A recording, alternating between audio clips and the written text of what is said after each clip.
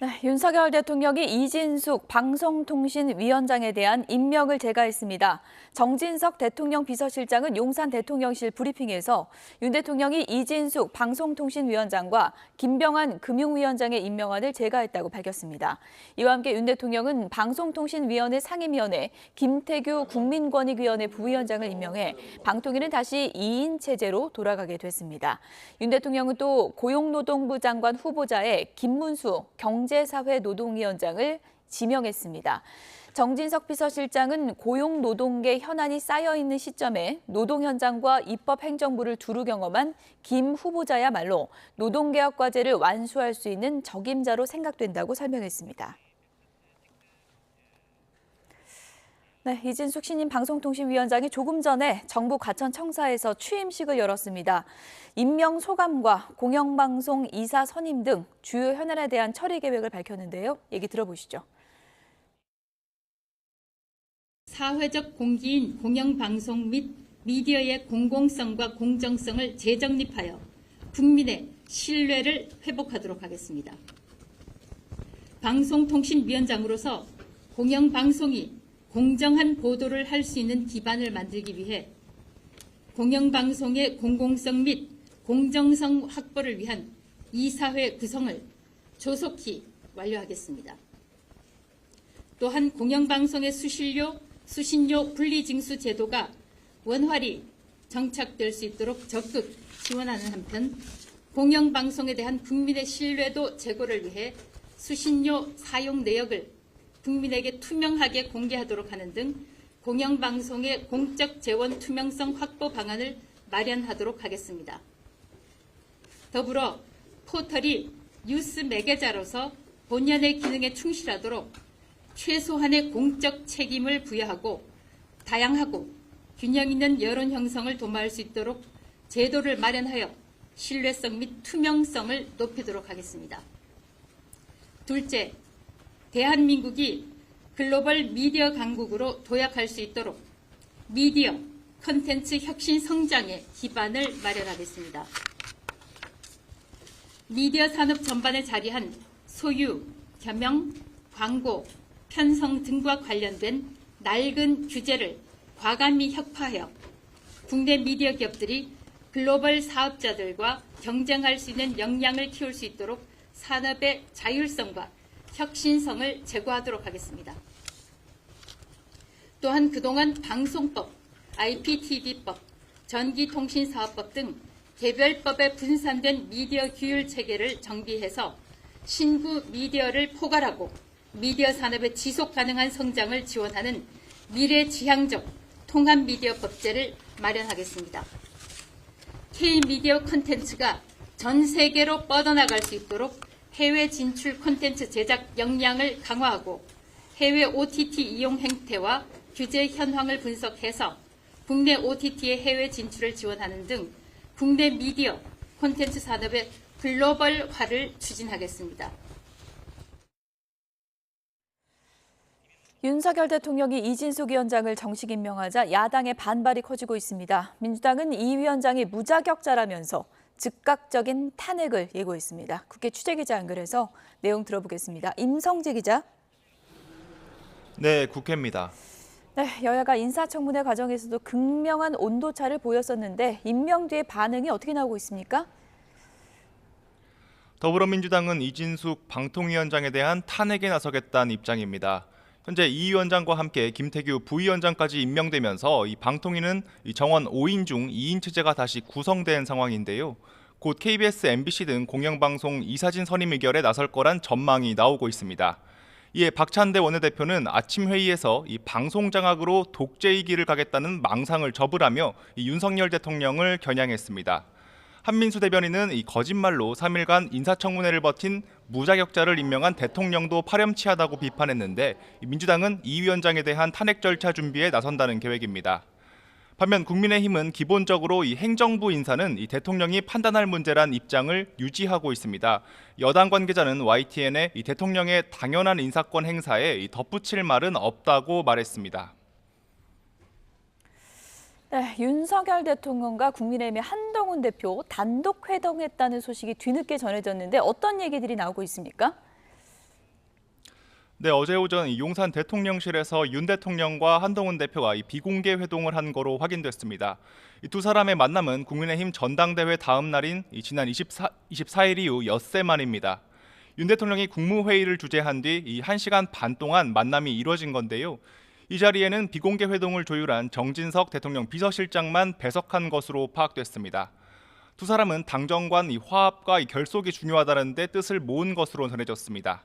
대통령실 관계자는 윤 대통령이 한 대표에게 이 당직 개편은 당대표가 알아서 하라며 이 인선이 끝나면 지도부를 관저로 초청하겠다는 말을 했다고 전했습니다. 한 대표는 윤 대통령이 걱정하지 않게 잘 해내겠다고 답한 것으로 알려졌습니다. 대화에선 김건희 여사의 활동을 공식적으로 보좌할 이 제2부속실 설치 등 이 주요 현안에 대한 논의도 오갔을 것으로 추정됩니다. 오늘 국회 법제사법위원회에서는 쟁점 법안을 두고 여야가 충돌했죠? 네, 오늘 오전 10시부터 국회 법사위 전체 회의가 열리고 있습니다. 노란봉투법으로 불리는 노조법 개정안과 전 국민에게 25만 원씩 지급하는 민생회복지원금 법안을 심사하기 위해서입니다. 여야 의원들은 회의 초반부터 충돌했습니다. 국민의힘 주진우 의원은 노란봉투법이 불법 파업을 조장할 수 있다고 비판했습니다.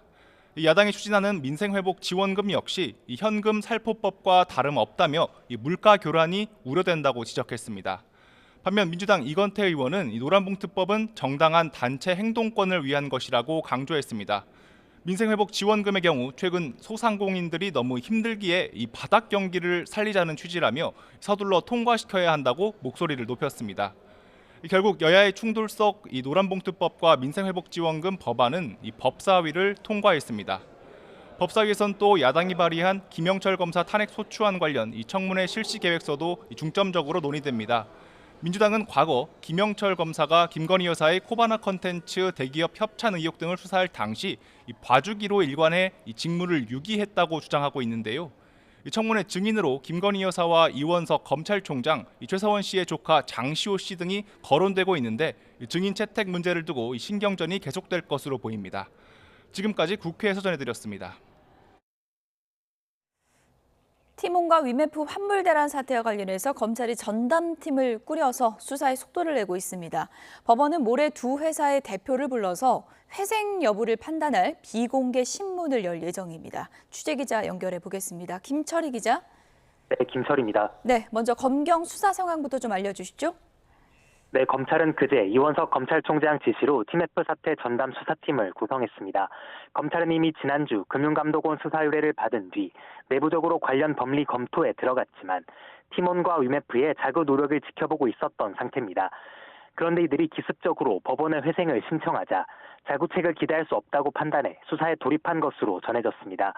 이복현 금융감독원장 역시 어제 국회에 출석해 검찰 공정위 등과 함께 수사를 벌이고 있다고 밝혔는데요. 직접 들어보시겠습니다.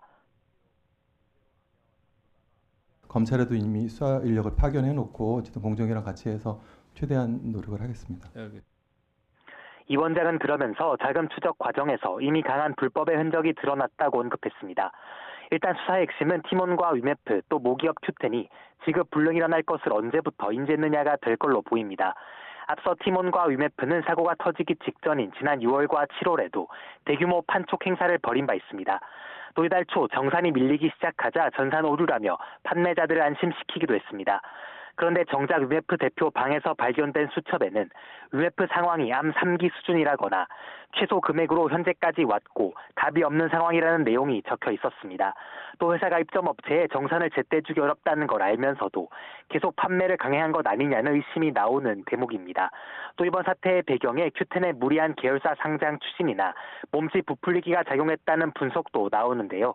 지난 2월 미국 쇼핑 플랫폼 위시를 인수하는 과정에서 티메프 자금이 사용된 건 아닌지, 각 회사가 판매 대금을 다른 용도로 사용한 건 아닌지 등이 수사의 쟁점이 될 전망입니다. 앞서 일부 피해자들이 검찰과 경찰에 각각 고소장을 접수하며 대응에 나선 상태인데 오늘 오후 2시에는 또 다른 피해자들을 대리하는 법무법인 대륜 측이 서울중앙지검에 큐텐을 상대로 추가 고소장을 제출하기로 했습니다. 네, 두 회사가 기업 회생을 신청했는데 지금 신문이 모래로 잡힌 건가요? 네, 그렇습니다. 서울회생법원은 이번 주 금요일 오후 3시부터는 티몬에 대해, 30분 뒤에는 위메프에 대해 각각 비공개 신문을 진행할 예정입니다. 신청 나흘 만에 바로 회생 개시 여부를 판단할 신문을 진행하는 건데, 다른 회생 사건과 비교하면 비교적 빠르게 절차를 진행하고 있습니다. 신문이 끝나고 나면 재판부는 회생 개시 여부를 한 달 안에 결정해야 합니다. 다만 두 회사가 자율 구조조정 지원으로 불리는 ARS 프로그램을 신청한 것이 변수로 꼽힙니다. ARS 프로그램은 회생에 앞서 기업과 채권단이 자율적으로 구조조정 방안을 모색하는 절차로 지난해 12월 도입됐는데요. 실제 절차가 시작되면 기업과 채권자가 변제 방안 등을 자유롭게 협의할 수 있도록 길게는 3개월이 주어지게 됩니다. 이 때문에 피해자들 사이에선 시간이 늘어지면서 피해가 더 커질 수 있다는 우려도 나옵니다. 지금까지 사회부에서 전해드렸습니다. 구영배 큐텐 대표가 자금 800억 원이 있지만 당장 사용은 어렵다면서 도와달라고 밝혀 피해자들의 분노가 거세지고 있습니다. 정산 지원 사태는 인터파크나 AK몰 등 다른 계열사로도 확산하고 있습니다. 자세한 상황은 취재기자 연결해서 들어보겠습니다. 황보혜경 기자. 네, 서울 삼성동 위메프 본사에 나와 있습니다. 네, 오늘도 위메프 본사에 피해자들이 계속 머물고 있습니까? 네, 직원들이 황급히 빠져나간 이곳 사무실은 피해자 몇 명만이 남아서 계속 지키고 있습니다. 현재 티몬이나 큐텐 사무실은 진입이 어려운 상태여서 유일한 보류인 이곳에서 피해가 복구될 때까지 버티고 있습니다. 어제 국회에 출석해 3주 만에 얼굴을 드러낸 구영배 대표는 처음 입을 열고 도와달라고 말했습니다. 사태 해결을 위해 동원 가능한 자금은 최대 800억 원인데 당장 활용하긴 어렵다며 모호한 입장을 밝혔습니다. 이 같은 답변에 피해자들은 분통을 터뜨리고 있습니다. 목소리를 직접 들어보시죠. 너무 화가 나기도 하고 어이가 없어서 그냥 보다 꺼울렸다라고 이제 대부분 그렇게 말씀을 하시거든요. 일부러 회생을 이제 유도하려는 것 같아요. 뭐 800억이 있는지도 모르겠다 이런 식으로 애매모호하게 말을 하는 게 어디다가 재산을 감췄을 수도 있는 거고. 이번 사태의 핵심에는 구 대표의 무리한 사업 확장이 있다는 지적이 나옵니다. 큐텐은 재작년 티몬을 인수한 뒤 이듬해 위메프와 인터파크를 사들였고 올해 AK몰과 위시까지 무려 5개 기업을 인수했습니다. 큐텐사나 큐익스프레스를 미국 나스닥 시장에 상장시키기 위해 무리하게 몸집 불리기에 나선 것으로 알려졌습니다. 문제는 티몬과 위메프가 이미 자산보다 부채가 많은 완전 자본 잠식 상태였는데도 계열사 판매 대금을 운영자금으로 끌어다 썼다는 점입니다. 지난 6월에는 큐텐이 티몬과 위메프의 재무 기능을 흡수해버리면서 영업본부만 남은 계열사들은 판매 목표량을 맞추는 등 실적 경쟁에 내몰린 것으로 파악됐습니다. 문제는 여기가 끝이 아니고 큐텐의 또 다른 계열사죠. 인터파크 그리고 AK몰에서도 지금 정산 지연이 현실화되고 있다고요? 네, 그렇습니다. 우선 어제 구 대표는 국회에 출석한 자리에서 이 두 업체에서도 정산 지연 이슈가 나타날 수 있다며 시인했습니다. 목소리를 들어보시겠습니다. 인터파크나 AK몰은 그 정산을 못하거나 정산이 지연되는 이런 사태가 발생할 가능성이 없습니까? 그럴 가능성이 있는 것으로 알고 있습니다. 이런 가운데 인터파크 커머스와 AK몰은 어제 저녁 판매자들에게 정산 지연 사실을 공지했습니다. 인터파크 도서도 최근 티몬과 유메프의 미정산 영향으로 서비스를 일시 중단하기로 했다는 공지를 올렸습니다. 판매 대금 미정산 사태 여파가 큐텐의 다른 계열사들로 번지면서 판매자들의 불안이 커지고 있습니다. 지금까지 서울 삼성동 위메프 본사에서 YTN 황보혜경입니다.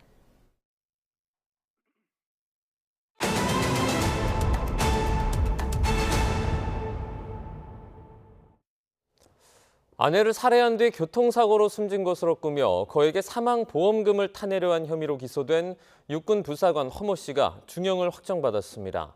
앞서 1심과 2심 법원 모두 직접 증거는 없다면서도 허 씨의 살인 혐의 등을 유죄로 판단했는데 대법원의 결론도 같았습니다. 취재기자 연결합니다. 김태원 기자.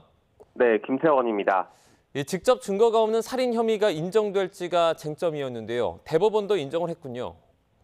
네, 대법원은 오늘 살인과 시체 손괴, 보험사기 방지 특별법 위반 혐의로 기소된 48살 허모 원사에게 징역 35년을 선고한 원심 판결을 확정했습니다. 허 씨는 지난해 3월 강원도 동해시 자택에서 빚 문제로 아내와 다투다가 살해할 마음을 먹고 목을 조른 뒤 쓰러진 아내를 여행용 가방에 담아 차량 조수석에 태운 뒤 고의로 벽을 들이받는 교통사고를 내 숨지게 한 혐의로 기소됐습니다. 또 이런 위장 교통사고를 통해 아내의 사망보험금 4억 7천만 원을 타내려 한 혐의도 있습니다.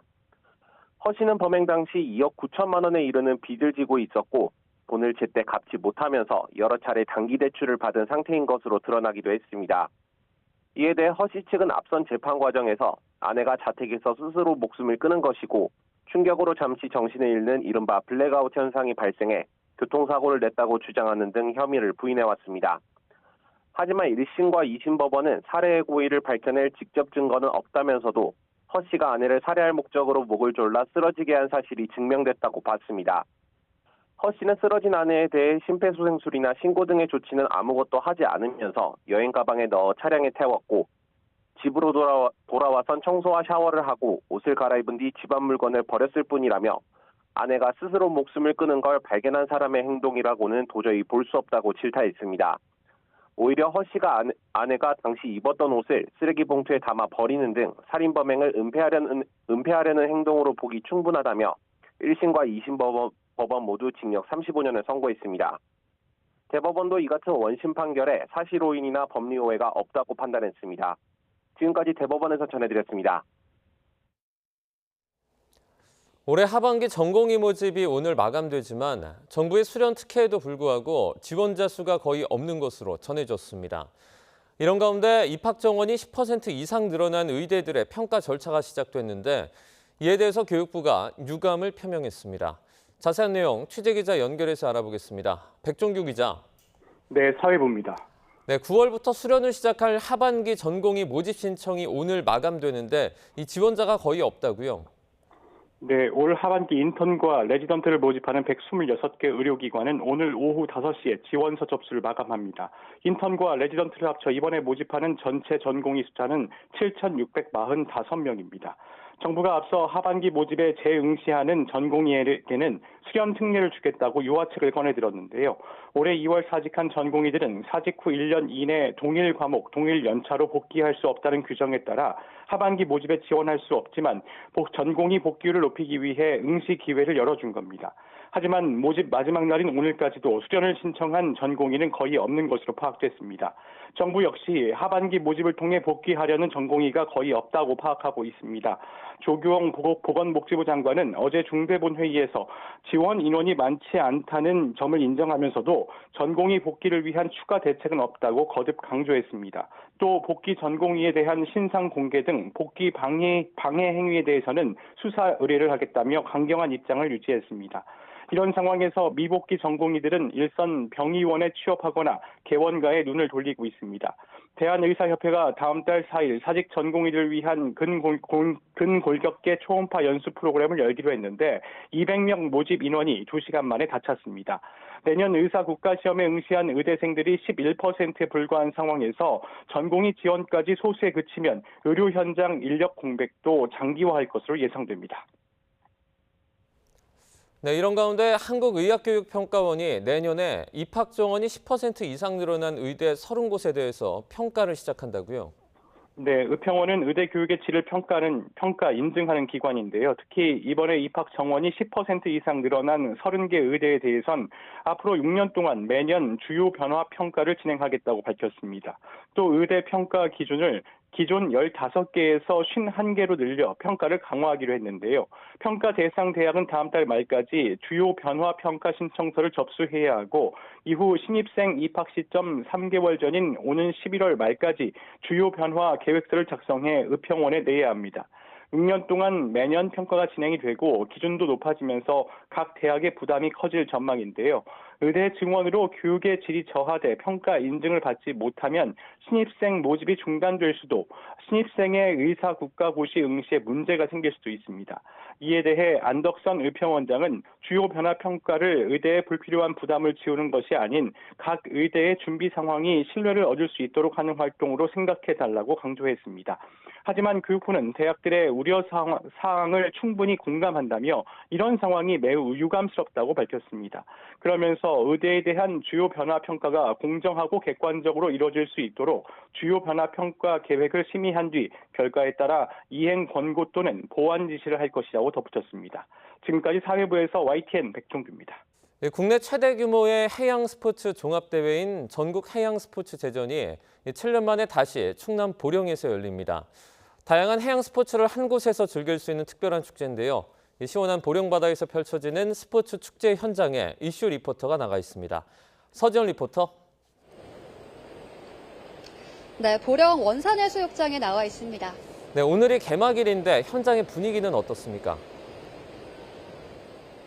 네, 가만히 서 있기만 해도 땀이 주르륵 흐르는 무더운 날씨인데요. 이 햇볕이 너무 강렬하다 보니까 제 피부가 따가울 정도로 정말 폭염의 기세가 강하게 느껴지고 있습니다. 지금 이곳 충남 보령에서는 이 더위를 시원하게 날려줄 전국 해양 스포츠 제전이 한창 진행 중인데요. 올해로 16회째를 맞은 전국 해양 스포츠 제전은 다양한 스포츠 경기를 통해 화합을 도모하며 해양 스포츠 문화를 널리 알리는 행사입니다. 7년 만에 다시 이곳 보령에서 열려 7월 31일인 오늘부터 8월 3일까지 나흘간 이어지는데요. 올해는 7개 종목의 선수 2천여 명이 함께하며 대천과 원산도 해수욕장, 보령 요트 경기장에서 진행됩니다. 정식 종목은 오늘 경기가 진행되는 핀수영과 요트 외에도 카누와 철인 3종 경기 등 모두 4가지입니다. 번외 종목으로는 20-30명이 북소리에 맞춰 일제히 노를 젓는 드래곤보트와 스키를 타든 물 위를 비행하는 플라이보드, 고무보트 등 3가지가 있습니다. 보트를 타고 바다 위를 떠다니는 시카약, 오션카누 등 5가지 무료 해상 체험도 가능하니까요.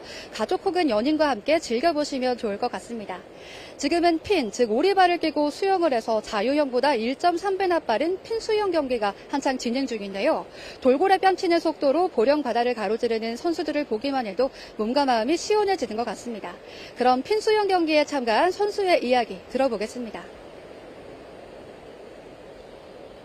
너무 좋죠. 시원한 정도가 아니죠. 완전히 힐링되죠. 오히려 바다에 오면은 나도 모르게 물만 보면 뛰어 들어가고 싶어요. 오늘 조금 아쉽다는 거는 이제 여울선 파도가 있다 보니까 반으로 줄였다는 게 그게 조금 아쉽네요. 오늘 저녁 7시 반부터는 개회식이 열려 가수들이 대천해수욕장 분수광장에서 축하 공연을 펼칠 예정입니다. 보령에서는 해양 스포츠 제전 외에도 5회 섬의 날 행사, 2024 보령컵 국제요트대회 등이 차례로 개최될 예정입니다. 무더운 여름, 이곳 보령에서 시원한 해양 스포츠를 즐기며 무더위를 날려보시는 건 어떨까요? 지금까지 충남 보령 전국 해양 스포츠 제전에서 YTN 서지연입니다.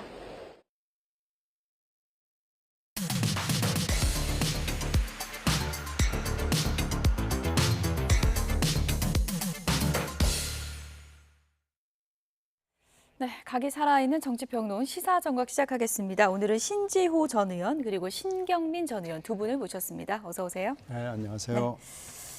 먼저 첫 번째 키워드 보겠습니다. 보여주시죠. 이번엔 독대했습니다. 둘이 만났습니다. 한동훈 당대표, 윤석열 대통령. 어제 용산 대통령실에서 회동을 했다고 합니다. 오늘 캠프 상황실장을 지내신 신지호 전 의원께서 나오셨는데 독대한 거 어제 알고 계셨어요? 어제 좀 늦게 알았습니다. 밤늦게요? 예, 저 늦게 알았고요. 예. 근데 이제 24일에 그때 그 용산 대통령실에서 만찬 회동이 있지 않았습니까? 예. 근데 그 당시에도 여건이 되면은 짧게라도 독대를 하려고 한동훈 대표가 그렇게 생각을 했던 것 같은데 그때 뭐 보시다시피 그 주변 여건, 당시 장소 뭐 이런 것이 독대하기에는 적절치가 않았던 것 같습니다. 그리고 그 당 24일 그 만찬 회동에 대해서 제가 취재해 본 결과 대통령께서는 굉장히 만족스러워했다, 흐뭇해했다. 그래서 아마도 그 24일에 못다한 그거를 어제 한 게 아닌가 이렇게 해석이 됩니다. 네, 만난 지가 일주일도 거의 안 돼가지고 그렇죠. 다시 이제 둘이 만나자 해서 만난 건데 이번 독대는 어떻게 봐야 되는가요? 한동훈 대표 측에서 요청을 먼저 한 건가요? 네, 그렇다고 봐야 되겠죠. 예, 그리고 이제 정진석 비서실장이 중간 역할을 했고요.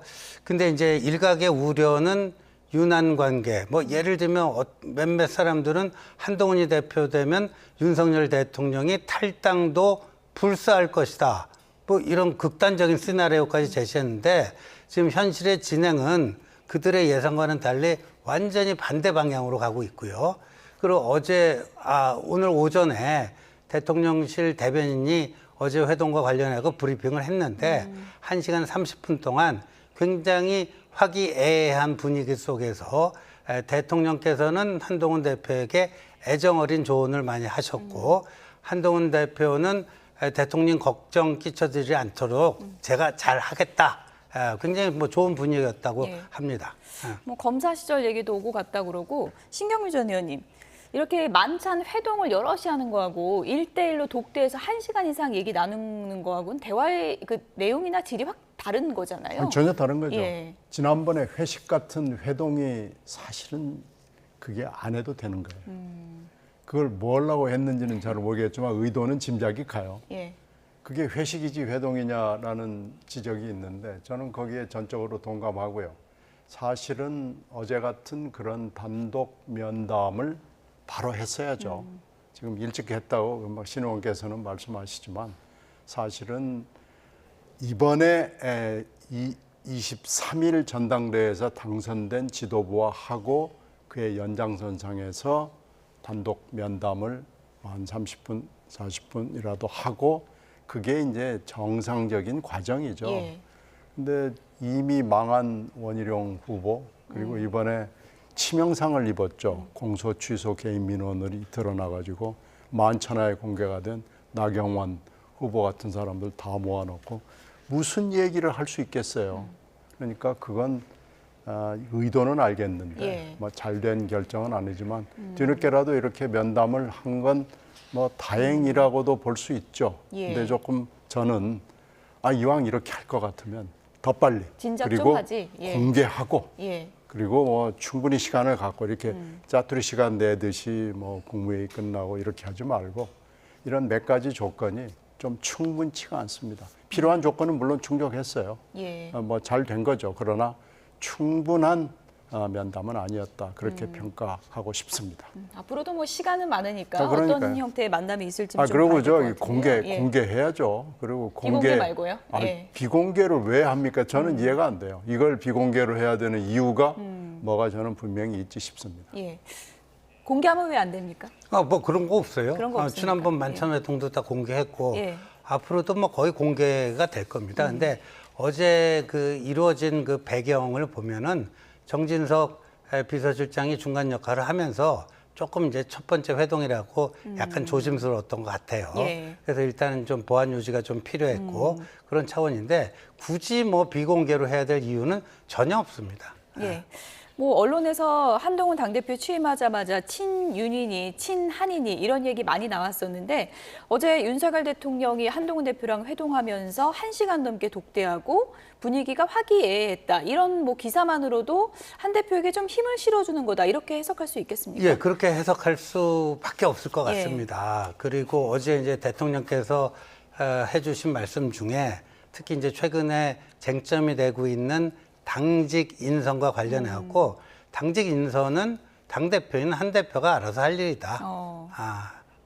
그리고 당직 인선이 완료되면 한남동 관저를 한번 부를 테니 그때 또 만나자. 뭐 이렇게까지 얘기를 한 거 봐서는 최근에 이제 정점식 정책위 의장 그 진퇴 여부를 둘러싸고 또 묘한 갈등인데 실제 언론에 기사화되는 거 보면 실제 있는 갈등의 한 2배, 3배를 기사화하는 것 같아요. 부풀린 겁니까? 좀 그런 게 있어요. 언론의 속성상 좀 더 이렇게 각이 세워지게끔 이렇게 보도하려는 그게 있는데 근데 어제 얘기 보면 전혀 아니잖아요. 그리고 그 뭐 많은 기자들이 궁금해하는 게 어제 윤한 회동에 정점식 정책위 의장 유임 문제가 핫 이슈가 되지 않았겠는가. 전혀 거론되지 않았다고. 이름 석자가 안 나왔습니까? 이름 석자 안 나왔다고 대통령실에서 공식 확인한 바 있지 않습니까? 비공개 회동이라 저희가 뭐 알 수는 없지만 어쨌든 뭐 한동훈 대표 뜻대로 당을 이렇게 운영해라 이런 얘기가 나왔다면 정점식 정책위의장이 사퇴를 하는 수순으로 가는 게 맞는 건가요? 어떻게 보십니까? 이런 얘기가 나오고 지금 신 의원께서 뭐 부풀려져 있다고 그러는데 부풀리지 않을 수가 없는 게요. 이게 정상적인 거라면은 정점식 의장이 본인이 정무적으로 판단을 해서 새로운 지도부가 63%의 지지를 받고 나온 만큼 나는 일단 내 진퇴 문제는 대표한테 일임하겠다. 예. 그리고 나는 뭐 언제든지 그만두겠다. 이게 정상이죠. 그게 어느 조직에서나 특히 정당이라는 조직에서는 이게 정상인데 정정식 의장이 그렇게 얘기를 안 하잖아요. 뭐 그런 게 얘기가 됐습니까? 그만둘 생각이 전혀 없다는 투로 얘기를 하니까 언론 입장에서는 부풀릴 수밖에 없는 상황이고 예. 지금 한 대표가 직면하고 있는 가장 큰 문제 단기적으로는 인사 문제가 있고 예. 두 번째는 이제 특검 문제가 있잖아요. 또 특검도 최상병 특검만 있는 게 아니고 김 여사 특검도 있거든요. 지금 이 문제가 어떻게 방향이라도 논의가 됐는지가 초미의 관심사인데 예. 지금 아무 얘기가 없잖아요. 그러니까 지금 이거에 대해서 어떻게 얘기가 됐느냐 하는 것이 정가에는 훨씬 더 관심이 높습니다. 예. 어제 윤석열 대통령이 한동훈 대표에게 두루 폭넓게 좀 풀어라 당 대표로서 이런 네. 얘기를 했다고 전해지는데 이걸 뭐 여러 가지 해석이 나오는데 그러니까 정점식 정책위 의장도 품어라 이렇게 예. 또 해석하는 의견도 있더라고요. 뭐 굳이 예. 해석하면 그런 해석이 예. 논리적으로 불가능한 건 아니지만 예. 마지막에 당직 인선은 당대표가 알아서 처리하고 뭐 이 얘기를 분명히 했습니다. 그리고 이제 정점식 그 정책위 의장 같은 경우에는 이제까지 관례하고도 어긋나고요. 이제 황우려 비대위원장으로부터 임명받아서 시작한 거니까. 근데 예. 임명한 사람이 지금 그만둔 상태 아닙니까? 그러니까 이제까지 지도부가 교체되면 일단 사의를 표명하고 유임받을 수도 있어요. 예. 그렇지만 일단 사의 표명하는 게 이제 관행이었는데 그 관행을 좀 어기는 측면이 있고 근데 저는 개인적으로요. 지금 이 TMF 사태가 얼마나 심각합니까? 예. 지금 판매 대금 못 받은 그 중간 판매업자만 하더라도 10만 명 이상이고요. 피해액이 뭐 지금 뭐 수천억 뭐 이런 식의 되고 어제 국회에서도 정무위에서 긴급 현안 질의가 이루어지고 그 우리 금융당국에서도 긴급 구제책으로 650억 긴급 유동성 지급하고 근데 최근에 보면 정점식 정책위 의장이 이 TMF 사태에 대해서 한마디라도 발언한 걸 제가 들은 바가 없습니다. 이거는 어찌 보면 정책위 의장으로서 심각한 직무유기다. 그리고 그 한동훈 대표가 취임하고 당선되고 첫 번째 SNS 메시지가 바로 이 TMF 예. 지난 토요일 저녁이었는데요.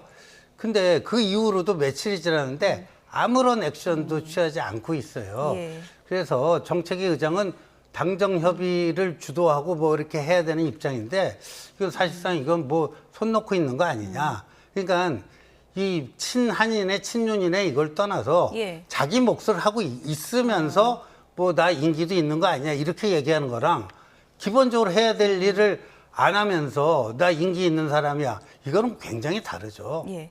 어쨌든 어제 한동훈 대표와 윤석열 대통령의 독대 이후에 정점식 정책위장의 거취는 어떻게 풀릴지가 최대 관심사인데요. 범친윤으로 분류가 되고 있는 김재원 최고위원은 오늘 아침에 이런 얘기를 했습니다. 들어보시죠. 대표께서 사퇴할 건가 말 건가를 본인 의사를 물어보지 않았다고 해도 그것이 네. 탓할 상황은 전혀 아니에요. 예. 다만 첫 반응이 이게 4대 5대 5대 4로 바꾸려면 당신은 나가야 된다라는 식으로 이제 이 접근이 되니까 그런 것에는 어느 누구든 이게 그러면 좀 내가 문제인물인가라고 생각할 소지가 있고요. 저도 개인적으로 들으니까 아니 그러면 나는 늘 대표한테 반대하는 사람으로 지금 찍힌 건가? 나는 한 번도 무슨 친윤 최고위원으로도 언론은 그렇게 다 불려요. 근데 제가 친윤이라고 하려면 하다못해 체리 따봉이라도 한번 받아봐야 되잖아요. 한 번도 못 받으셨어요? 예, 당연히 못 받았죠. 한동훈 대표가 우리 보수 진영에서 정말 키워야 될 훌륭한 정치적 자산이고 우리가 잘 도와서 네. 만들어야 될 그런 분이라고 생각해서 적극 협력할 생각이고 그런 상황인데 어느 순간에 제가 5에 속하더라고요. 저는 4로 가고 싶은데 5대4에서 4로 가고 싶다. 어떤 얘기일까요? 그래픽 한번 보여주시죠. 지금 뭐 당 최고위를 저희가 구분을 좀 해보면 이렇습니다. 지금 친한, 범친윤 이렇게 4대4고 지금 정점식 정책위의장을 친윤으로 묶었기 때문에 친윤이 5, 친한이 4 이런 구도로 지금 나눠볼 수가 있습니다. 김재원 최고위원, 나 친윤 5 말고 친한 4로 가고 싶다 그랬거든요. 갈 수 있습니까? 아니 좀 중간인 것 같아요. 예, 중간입니까? 본인은 예. 바로 전당대회 다음 날 일단 특검 문제 가지고 이건 원내대표 사안이라고 들이받았잖아요. 그러니까요. 그러니까 그건 친한의 행태는 아니죠. 그렇죠. 김민전 의원 최고하고 같이 들이받았기 때문에 아, 이 사람 친윤인가 보다라고 다들 생각을 하고 예. 있는데 지금 저렇게 얘기하는 건 그 사이에 뭔가 기류 변화를 감지한 것 같아요. 원래 김재원 최고가 굉장히 그 사태를 읽고 흐름을 읽는데 밝은 분이거든요. 그렇습니까? 그리고 예. 경륜도 지금 현재 어떻게 보면은 3선 최고위원인데 3연속 최고위원을 한 사람은 여야를 통틀어서 최초입니다. 이 보통이 아닙니다. 그리고 지금 예. TK 쪽에 지역 기반을 가지고 있고 이런 경륜. 근데 이제 약점이자 강점이 박근혜 정부의 정무수석을 한 거거든요. 청와대에서. 그래서 정무수석 잘했으면은 박근혜 대통령을 탄핵을 시켰느냐. 이 부분은 또 약점이에요. 그리고 5.18 관련해서 여러 가지 망언이 예. 있었어요. 그래서 친윤에서 딱 땡기기에는 또 약간 그렇고 또 친한에서 여기 지금 신 의원 계시지만 딱 땡기기에는 예. 금방 말씀드린 그런 여러 가지가 예. 강약점이 공존하거든요. 그런데 23일 날 전대하고 24일 날 아침에 나가서 한 대표를 들이받았거든요. 예.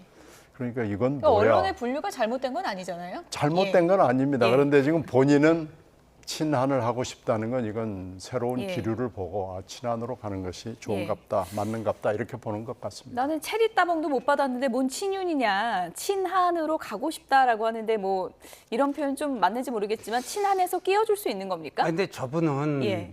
저 시대 흐름에 좀 맞지 않는 발언을 좀 하는 것 같아요. 지금 한동훈 대표가 이제 친한인의 친윤인의 우린 친국민, 친국민의힘 예. 이것만 있는 것이다. 예. 이렇게 얘기했으면 본인이 저 매일 아침 매일 저 라디오에 나와서 본인이 정제되지도 않은 얘기를 일단 질렀다가 그 발언한 게 너무 후회된다. 수습하고 거의 매일 그게 반복이 되는 것 같아요.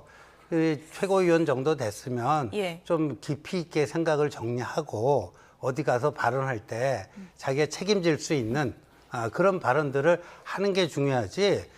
친윤, 친한, 뭐 체리따봉 운운하면서 어디 줄 서는 게 앞으로 뭐 자신의 정치적 미래에 득이 될까? 예. 이거 할 자리는 아닌 예. 것 같아요. 최고위원이라는 자리가. 예. 결국 중간에 있는 겁니다. 중간에 있는 네, 거다. 중간에 있어요. 마지널맨이라고 유식하게 얘기하면 예. 마지널 최고위원이라고 볼 수 예. 있죠. 근데 뭐 앞으로 상황 전개에 따라서 여러 가지 뭐 변신이 가능할 테니까요. 지금은 신 의원이 저렇게 얘기하시지만 또 상황이 바뀌면 예. 또 달라질 겁니다. 예. 두 분 다 비판을 하셨으니까 뭐 당대표에게 좀 힘을 실어주고 싶다 이렇게 좋은 의미로 또 해석을 하면서 제가 김재원 최고위원 얘기는 좀 마무리해 보도록 하겠고요. 한동훈 대표 취임 이후에 딱 일주일 만에 대통령실에서 제2부속실 설치 공식화했잖아요. 이거 어떻게 보면 한동훈 대표가 이끄는 뭐 변화에 우리도 뭐 힘을 싣겠다 이런 의미입니까? 어떻게 보세요? 뭐 한동훈 대표의 생각에 흐름을 맞는 건 맞아요. 예. 근데 지금 어떻게 보면 제2부속실은 국민들 입장에서 보면 임계점에 도달했습니다. 지금 이 카톡을 비롯한 문자 녹취가 계속해서 시리즈로 나오고 있고 예. 또 나올 가능성이 매우 높습니다. 지금 개인적인 문제를 넘어서서 당정 개입, 국정 개입 뭐 이런 얘기들이 국민들 입에서 나오기 시작했거든요. 이 임계점을 벗어날 수 있는 방법이 사실은 이거밖에 지금 없습니다. 그리고 이제 특별검찰관 얘기도 계속 합니다마는 문재인 정부 때도 안 했다라는 걸로 퉁치기에는 예. 특별검찰관 문제도 이제 신중하고 신속하게 검토를 할 수밖에 없는 상황이 된 거예요. 그러니까 이 임계점을 극복할 수 있는 유일한 방법이 이제는 대선 공약하고는 어긋나지만 제2부속실 설치가 예. 불가피한 상황이 됐다 이렇게 봅니다. 예. 이제 와서 하는 것, 임계점에 달했다 이렇게 표현을 해주셨는데 여야에서 엇갈린 평가가 나오고 있습니다. 얘기를 좀 들어보시죠. 필요하다고 그러셨고 대통령께서도 뭐 국민들이 필요하다고 그동안 말씀하시고 야당도 이제 쭉 필요하다고 주장을 해왔으니까 네네. 설치해서 여사님의 활동을 좀 공적인 영역으로 가지고 들어와서 관리하겠다라는 거 뭐 저도 뭐 그렇게 쭉 얘기를 한 바가 있어서 잘 하신 건데 지금 또 야당이 갑자기 제2부속실이 어떤 뭐라고요? 뭐 어떤 방패막 같은 역할로 할 것이다라고 말씀하시는 거는 그것도 또 뭐 맞지 않는 얘기인 것처럼 들립니다. 예. 알겠습니다. 그동안 쭉 하자 그랬으니까 해서 잘 하면 되지 않을까 싶습니다. 예. 지금 여러 가지 문제가 되니까 이제 차후 약방문식으로 나오는데 사실은 정상적인 그 배우자에 대해 정상적인 배우자 활동을 어떻게 할 것인가를 놓고 제기되는 문제이고요. 지금 상황의 본질은 비정상적인 배우자 활동이 이미 존재한 거 아닙니까? 그러니까 지금 그 정상적으로 하라는 것을 제기했을 때 안 해놓고 이미 다 비정상적인 활동을 해놓고 지금 제2부속실 얘기하는 거는 상황의 본질과 엄중함을 이해하지 못하는 어리석은 사후 약방문이라고 보고요. 예. 지금 중요한 것은 김건희 여사의 경우에는 조사를 다시 받고 정확하게 국민 앞에 사과하고 특검 받을 거 있으면 받고 이것이 상황의 본질에 맞는 대처이고 국민들 앞에 겸손하게 풀어가는 것이다. 저는 이렇게 봅니다.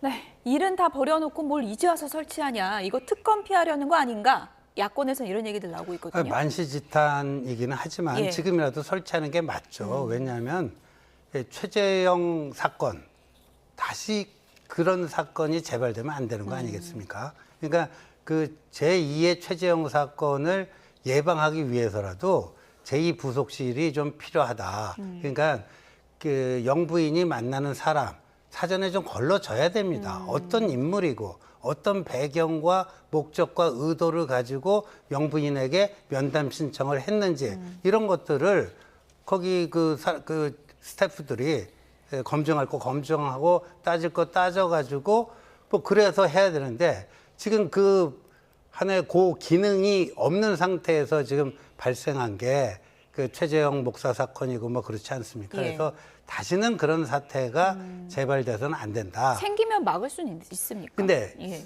일단 생기면 반드시 막는다는 건 아니에요. 근데 그 제2부속실이 예. 실질적으로 기능할 수 있도록 그러니까 여사님께서도요. 예. 자신의 그 면담하고자 하는 사람들 뭐 여기저기서 여러 요청이 들어올 텐데 예. 그거를 그 시스템에 좀 맡겨야 됩니다. 그 제2부속실이라고 하는 예. 시스템에 맡겨서 거기서 한번 필터링을 해달라. 이런 식의 그거를 해야지만 의미가 있을 거라고 예. 봅니다. 야권에서도 늦게 생긴 부분에 대해서는 굉장한 비판을 하고 있지만 그래도 생긴 건 다행이다라고 이제 반응을 하고 있는 상황인데요. 앞으로 어떻게 인원이 또 꾸려질지 좀 지켜보도록 하겠습니다. 여야 간의 방송법을 놓고 치열한 신경전을 벌였는데요. 관련해서 다음 주제와 함께 보시죠.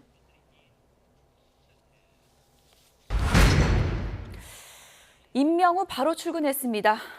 이진숙 방송통신위원장 오늘 오전에 임명을 했고요. 조금 전에 취임식을 했습니다. 취임식 발언 잠시 들어보시죠. 사회적 공기인 공영방송 및 미디어의 공공성과 공정성을 재정립하여 국민의 신뢰를 회복하도록 하겠습니다. 방송통신위원장으로서 공영방송이 공정한 보도를 할 수 있는 기반을 만들기 위해 공영방송의 공공성 및 공정성 확보를 위한 이사회 구성을 조속히 완료하겠습니다. 또한 공영방송의 수신료 분리징수 제도가 원활히 정착될 수 있도록 적극 지원하는 한편 공영방송에 대한 국민의 신뢰도 제고를 위해 수신료 사용 내역을 국민에게 투명하게 공개하도록 하는 등 공영방송의 공적 재원 투명성 확보 방안을 마련하도록 하겠습니다. 네, 그야말로 강대강입니다. 대통령실에서 지금 임명을 오늘 제가 했고요. 이진숙 방통위원장 바로 이제 출근을 했는데 민주당에서 인력불 고갈될 때까지 우리 계속 탄핵하겠다 이런 입장이잖아요. 바로 뭐 내일이라도 탄핵 절차 들어갈 거라고 보십니까? 이제 가능하죠. 예. 지금까지는 임명이 안 됐으니까 탄핵 절차를 개시할 수 없는데 바로 탄핵안 발의를 할 거고요. 탄핵안 발의에는 근데 이 시간차가 있습니다. 탄핵안 발의를 하면 첫 번째 열리는 본회의에 보고를 하고 보고 후 24시간, 72시간 안에 표결을 하게 돼 있는데 이 인터벌이 있어요. 이 시간차가 있는 거죠. 지금 용산이나 이진숙 이제 위원장이 된 거죠. 예. 위원장은 속전속결 특급 작전으로 지금 이사진에 의결을 할 거예요. 예. 이것도 아마 오후에라도 바로 할 수 있습니다. 아, 지금. 오늘 오후에라도? 네, 지금 예. 이상인 직무대행이 그만두면서 그때 이사 공모 의결을 하고 그만뒀거든요. 그래서 그 사이에 사람들은 잘 모르지만 검증 과정이 진행이 됐고요. 굉장히 많은 사람들이 지원을 했어요. 그래서 이걸 공모를 했습니다. 이 정과 조인이 뭐 이런 기록 조회가 필요하거든요. 그리고 국민 의견 수렴 절차를 거쳐야 됩니다. 이것도 최근에 끝났습니다. 그러니까 이제 언제든지 방통위원회가 2인 체제가 지금 오늘부로 갖춰졌기 때문에 이 2인 체제가 의결을 할 수 있습니다. 물론 위법 시비가 있죠. 그러나 이 위법 시비를 극복을 하고 바로 의결을 하면은 바로 특히 KBS하고 MBC는 이사회가 구성이 될 수가 있고 8월 12일 날 MBC가 끝나고 8월 31일 날 KBS가 끝나면 이 새로 구성되는 이사회가 후임 사장 결정을 하는 절차에 들어갈 수가 있습니다. 예. 방통위 지금 상임위원회 오늘 김태규 부위원장을 네. 이제 임명을 했기 때문에 이제 2인 체제가 갖춰지게 네. 됐고 오늘 오후라도 이제 의결할 수 있다는 건데 그렇죠. 그러면 이것도 반복입니까? 탄핵 들어가고 또 이진숙 위원장은 사퇴하고 이거 반복될 걸로 보십니까? 아니, 이번엔 사퇴 안 할 걸로 보여집니다. 이번에 사퇴 안 합니다. 예, 그리고 예. 오늘 오후에 아마 의결을 할 것 같고요. 예. MBC 감독 기관인 박문진 이사 9명에 대한 그 선임안 오늘 의결이 오늘 이루어지지 않을까 이렇게 예상이 되고요. 근데 지금 민주당이 예. 저렇게 뭐 그 이진숙 그 전에 김홍일 전 위원장 탄핵 소추하고 또 이진숙 오늘 이제 방통위원장 뭐 3일에 걸친 유례 없는 그 인사청문회를 하고요. 하는 건데 다 그게 MBC 지키기 위한 거 아니겠습니까? 자기들 입장에서 예. 현재의 MBC가 그대로 쭉 가기를 원하는 이건데 근데 이제 박문진 이사 그 9명을 임명하고 나면요. 이제 방통위 손을 떠나는 겁니다. 그러니까 9명 임명된 그 박문진 이사가 거기서 이제 새로 MBC 사장을 이제 뽑는 그런 절차가 되는 거니까요. 그게 법적으로 유효하게 이루어진 상태에서 이진숙 방통위원장을 분풀이, 화풀이로 이제 탄핵 소추를 또 할 수는 있겠지만 그 야당이 탄핵 소추하는 실익이 과연 무엇인가 했을 때 별로 없고요. 이제 MBC 그거는 이미 손을 떠난 거기 때문에요. 그러면 저는 이진숙 신임 위원장은 버틸 거다. 그래서 헌재가 신속하게 아니 그 탄핵이라는 게 예. 직무집행 과정에서 헌법이나 법률을 위배도 경미한 위배가 아니고 심각한 중대한 위배가 있어야 되는데 오늘 취임한 사람을 내일 모레 탄핵하겠다면 뭘 갖고 탄핵 사유로 삼겠다는 건지 그러니까 이런 부당한 탄핵 남발에 대해서 탄핵 그 오남용에 대해서 예. 헌재가 신속한 판단을 내려줘서 직무정지가 좀 되겠죠. 헌재의 마지막 판단이 있기까지. 예. 근데 만약에 돌아오게 되면 그걸로써 이 악순환은 끝날 수도 있다. 몇 달을 버틸 거다. 그렇죠. 예. 저는 그렇게 예상합니다. 그러면 그 몇 달 안에는 뭔가 좀 중요한 일정은 없다. 이미 이제 이렇게 MBC 판단하는 것까지 다 걸까요? 처리하면요. 예. 그닥 뭐 중요한 뭐가 있는 거는 없는 걸로 알고 있습니다. 예. 이진숙 위원장이 이제 MBC 출신이고 이번에 이제 방통위원장 되자마자 만약에 오후에 의결을 한다면 MBC 관련 일에 이제 이진숙 위원장이 직접 나서게 되는 건데 같은 또 MBC 인연이시라서 여러 가지 좀 생각이 드실 것 같습니다. 어떻습니까? 지금 예. 일단은 방통위에서 하는 일은 이 신임 이사 의결로 끝나요. 신임 이사를 이제 MBC 경우에 9명, KBS 경우에 11명인데 원래 이게 이제 6대 3으로 여야 구분이 있었습니다. 예. 근데 이게 법에 근거한 게 아니고 관행이었어요. 그렇군요. KBS는 7대 4로 여야 구분이 있거든요. 근데 이렇게 하는 걸 만약에 전부 다 여권 이사로 여권 출신 여권이 지원하는 이사로 해도 법 위반은 아닙니다. 그런데 아마 그렇게 할 것 같지는 않아요. 아마 여러 가지 눈치나 정치적인 상황을 볼 거기 때문에 6명, 7명 이 수준의 여권 출신 이사를 하게 될 것 같아요.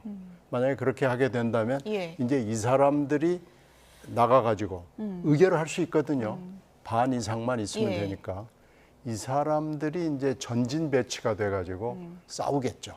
그러면 KBS, MBC가 굉장히 시끄럽게 될 겁니다. 그러면 이제 방통위원장은 지금 사퇴를 하지 않고 탄핵을 그대로 받아들이겠다. 그리고 탄핵이 일단 표결이 돼서 의결이 되면은 직무는 정지가 되거든요.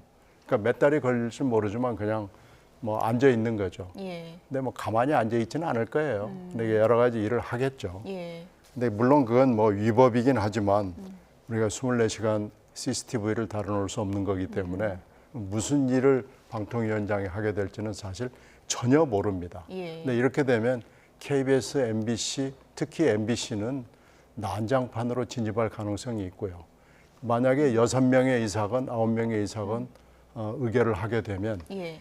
이분들이 8월 12일, 8월 31일 임기를 시작하면서 굉장히 여러 가지 일들을 하게 될 겁니다. 그중에는 예. MBC의 법적인 위상 변화까지도 포함이 됩니다. 예. 사장 교체는 물론이고요. 뭐 지금까지 방통위원장 뭐 비판하는 말로 지금 사태를 비아냥거리면서 뭐 일회용품이냐 이런 얘기까지 있었잖아요. 만약에 이진숙 위원장이 버티게 들어간다면 추후 민주당 대응은 어떤 게 있다고 보세요? 버티게 들어가면 사실 별로 할 수 있는 일은 없죠. 왜냐하면 직무정지가 되고 헌법재판소의 결정을 기다리는 것 외에는 할 수 있는 일은 없고요. 예. 그리고 이 직무정지가 되면은 국감이나 국정조사나 뭐 이런 데 나올 수가 없습니다. 청문회를 해도 예. 직무정지 상태에서는 나올 수가 없기 때문에 만약에 그런 상황이 된다 그러면은 특별히 이진숙 위원장을 정치적으로 비난하고 여러 가지 지금 드러난 일들이 꽤 예. 있거든요. 그 고소고발은 분명히 일어날 거예요. 그러면 아마 검찰 수사 받아야 될 거고요. 검찰 수사를 받으면은 선례에 의해서 검찰이 뭐 굉장히 곤란하겠지만 기소하지 않을 수가 없는 상황이 벌어질 겁니다. 네, 어쨌든 뭐 두 분 말씀하신 대로 오후 이제 의결이 있고 또 탄핵 절차 돌입하면 방통위원장 문제 두고 또 급박하게 상황이 돌아갈 것 같은데요. 이 문제도 저희가 추후에 다시 전해드리겠고요. 마지막 주제 보시죠.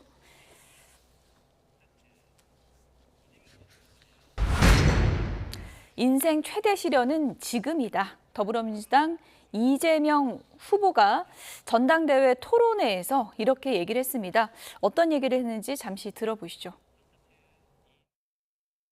지금이 저에게는 가장 힘든 시기 같습니다. 또 운명적으로 그럴 수밖에 없는 상황이기도 할 겁니다. 지금 제가 법정에 갇히게 생겼습니다. 있지도 않은 사건들을 만들어서 정말로 재판에 많은 시간을 빼앗기게 만들고 있습니다. 그러나 국민 여러분, 저에게 주어진 숙명이라고 생각합니다. 우리 국민과 함께, 당원과 함께 이 시련을 넘어서서 반드시 이기겠습니다. 네, 가장 힘든 시기가 지금이다. 있지도 않은 사건 만들면서 재판에 많은 시간을 뺏기고 있다. 이런 취지의 주장을 했더라고요. 근데 저희 당의 박정훈 의원이 이재명 당시 경기지사가 김모 씨에게 직접 검사사증 위증 이런 식으로 해달라. 위증 교사는 그 녹음 파일까지 다 공개되지 않았습니까? 그게 그럼 조작된 겁니까? 없는 겁니까? 있지도 않은 사건을 억지로 만들어서 한다라는 저거는 그냥 뭐 어불성설이고요. 그냥 이재명식 발언이고 자기 지지자들을 향한 뭐 발언이고.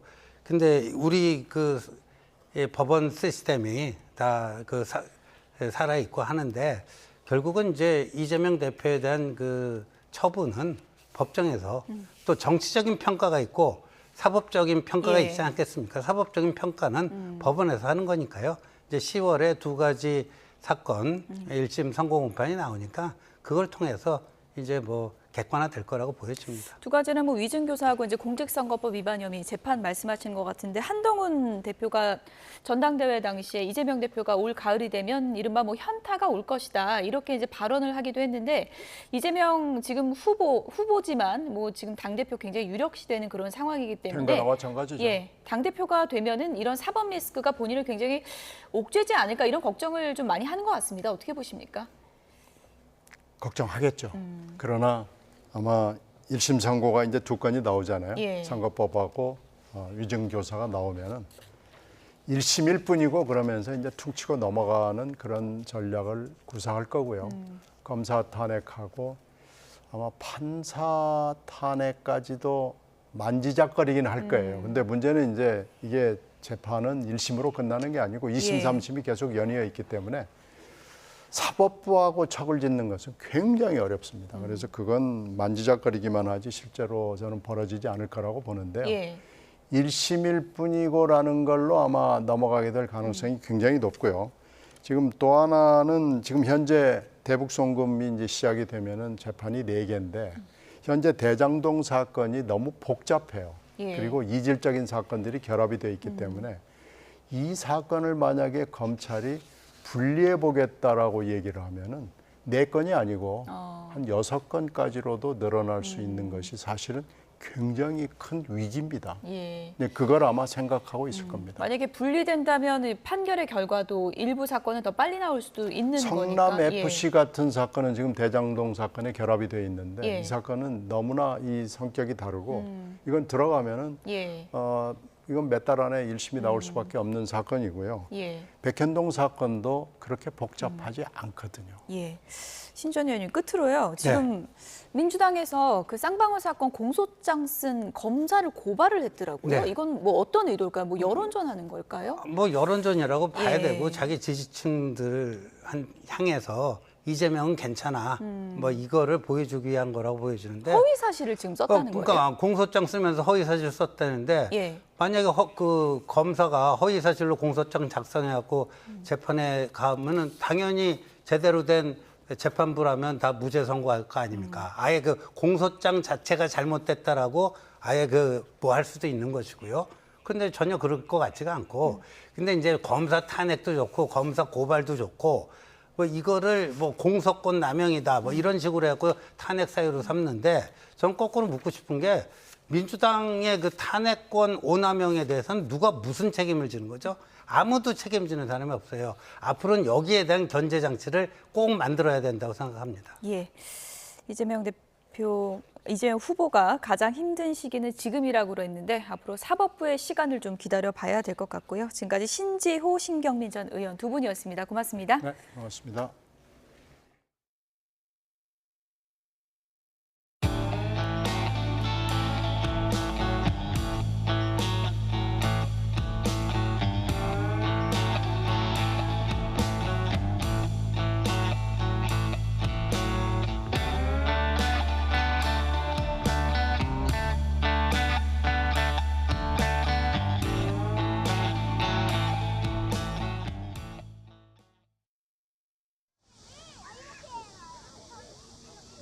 서울은 이틀 만에 다시 폭염 경보로 강화됐습니다. 장마가 끝나고 본격적으로 무더위가 나타나면서 서울을 포함한 내륙 곳곳의 한낮 체감 기온은 다시 35도까지 치솟을 것으로 보이는데요. 현재 서울 체감 기온은 32.5도까지 올랐고 한낮에는 무더위의 기세가 더 강해지면서 34도까지 오르겠습니다. 이렇게 가만히 서 있기만 해도 땀이 흐를 정도의 날씨로 저와 함께 아이들은 물속에서 더위를 식히고 있는데요. 여러분 시원한가요? 네, 이렇게 더운 날씨에는 온열 질환에 걸리기 쉬운 만큼 저처럼 물이나 그늘이 있는 곳에서 충분한 휴식을 취해 주시기 바랍니다. 오늘도 한낮 체감 기온이 35도까지 치솟으면서 찜통더위가 나타나겠습니다. 오늘 오전 10시부터 다시 폭염 경보로 한 단계 격상된 지역이 많은데요. 서울을 포함한 수도권과 강원, 충청과 호남 내륙 곳곳에 폭염주의보에서 폭염 경보로 강화됐습니다. 한낮 기온 살펴보면 서울 33도, 강릉과 대구 36도로 예상되고요. 특히 경북 경산은 사람 체온보다 높은 37도까지 치솟겠습니다. 현재 서울 하늘은 맑은 가운데 자외선이 무척 강합니다. 내륙은 자외선 지수 높음에서 매우 높은 단계까지 치솟았고요. 제주도는 위험 수준까지 보이고 있습니다. 이렇게 자외선이 강할 때는 햇볕에 노출 시 수십 분 내에도 피부에 손상이 갈 수 있는 만큼 자외선 차단제를 꼼꼼히 덧발라 주시길 바랍니다. 다가오는 금요일에는 기압골의 영향으로 중북부 곳곳에 비가 내리겠고요. 당분간 무더위의 기세가 더 강해지면서 열대야와 폭염이 계속될 전망입니다. 밤에는 열대야가, 낮에는 폭염이 나타나면서 밤낮 없는 무더위가 기승을 부리고 있습니다. 일사병이나 열사병에 걸리기 쉬운 만큼 한낮에는 2시부터 5시에는 되도록이면 실내에서 활동을 해주시는 게 좋겠습니다. 지금까지 YTN 함예진입니다. 대구는 벌써 열흘째 폭염경보가 이어지고 있습니다. 오늘은 낮 기온이 37도까지 올라서 올여름 최고 기온을 기록할 것으로 예보가 돼 있습니다. 대구에 취재기자가 나가 있습니다. 이윤재 기자. 네, 대구 수성구에 있는 금호강 수변공원에 나와 있습니다. 네, 지금은 몇 도 정도입니까? 네, 대구의 낮 기온은 12시 기준으로 33.4도까지 올랐습니다. 기온도 기온이지만 구름 한 점 없는 날씨에 내리쬐는 햇볕이 워낙 강해서 눈을 똑바로 뜨기도 어려울 정도입니다. 덥다 못해 뜨겁다고 느껴지는 날씨지만 아이들의 표정은 오히려 신이 난 모습입니다. 제 뒤로 보이는 것처럼 어린이 물놀이장에는 아이들이 쉴 새 없이 뛰어놀고 있고 또 바닥 분수에서 솟아오르는 물을 맞으면서 더위를 식히는 아이들의 모습도 볼 수 있습니다. 반대편에는 잔디 광장이 펼쳐져 있는데요. 그늘에 앉아 간식을 먹으면서 쉬기도 하고 또 떼약볕을 이겨내고 운동하는 아이들도 눈에 들어옵니다. 오늘 대구의 낮 기온은 37도까지 올라서 올해 여름 들어 가장 더울 거로 예보됐습니다. 대구는 지난 22일부터 꼬박 열흘째 폭염 경보가 이어지고 있습니다. 특히 지난 일요일부터는 매일 낮 최고 기온이 35도 넘게 올랐습니다. 그야말로 더위의 기세가 절정을 향하고 있는 모습입니다. 대구시도 폭염 피해를 예방하려고 비상근무를 이어가고 있는데요. 생활지원사, 노인 돌보미 등으로 구성된 재난도우미가 홀몸 노인 등 취약계층을 직접 찾아가거나 전화로 안부를 묻고 있습니다. 야외에서 작업해야 하는 건설 공사장도 수시로 점검하고 폭염 피해 예방 홍보 활동도 벌이고 있습니다. 또 도로에 물을 뿌려 도심 온도를 낮추고 무더위 쉼터와 거리에 안개를 뿌리는 시설도 운영하고 있습니다. 이런 예방 활동과 관리도 중요하지만 이렇게 더운 날, 특히 한낮에는 야외 활동을 자제하는 게 피해를 막는 가장 좋은 방법입니다. 또 야외에서 일한다면 충분히 휴식하고 물을 많이 마시는 등 건강 관리에도 주의가 필요합니다. 지금까지 대구 수성구 금호강 수변공원에서 YTN 이윤재입니다.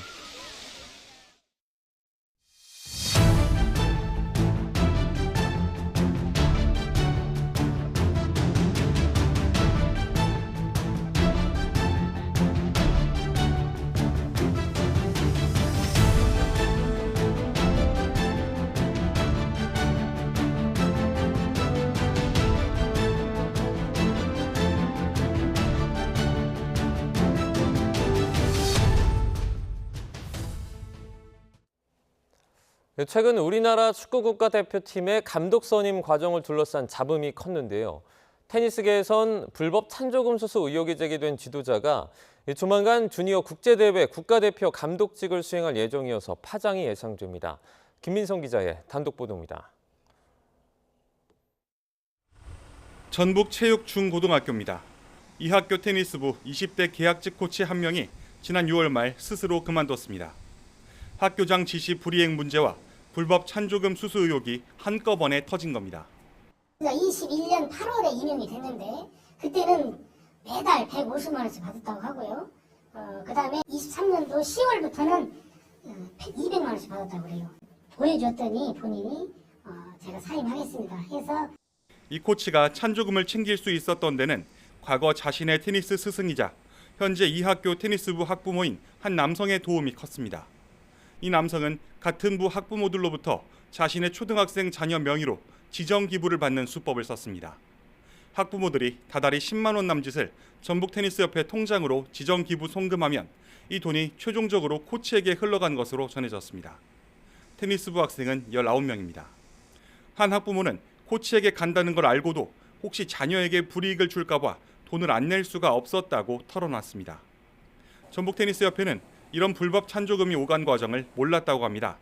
그런데 협회 홈페이지에 공개된 기부금 내역에는 석연치 않은 부분이 눈에 띕니다.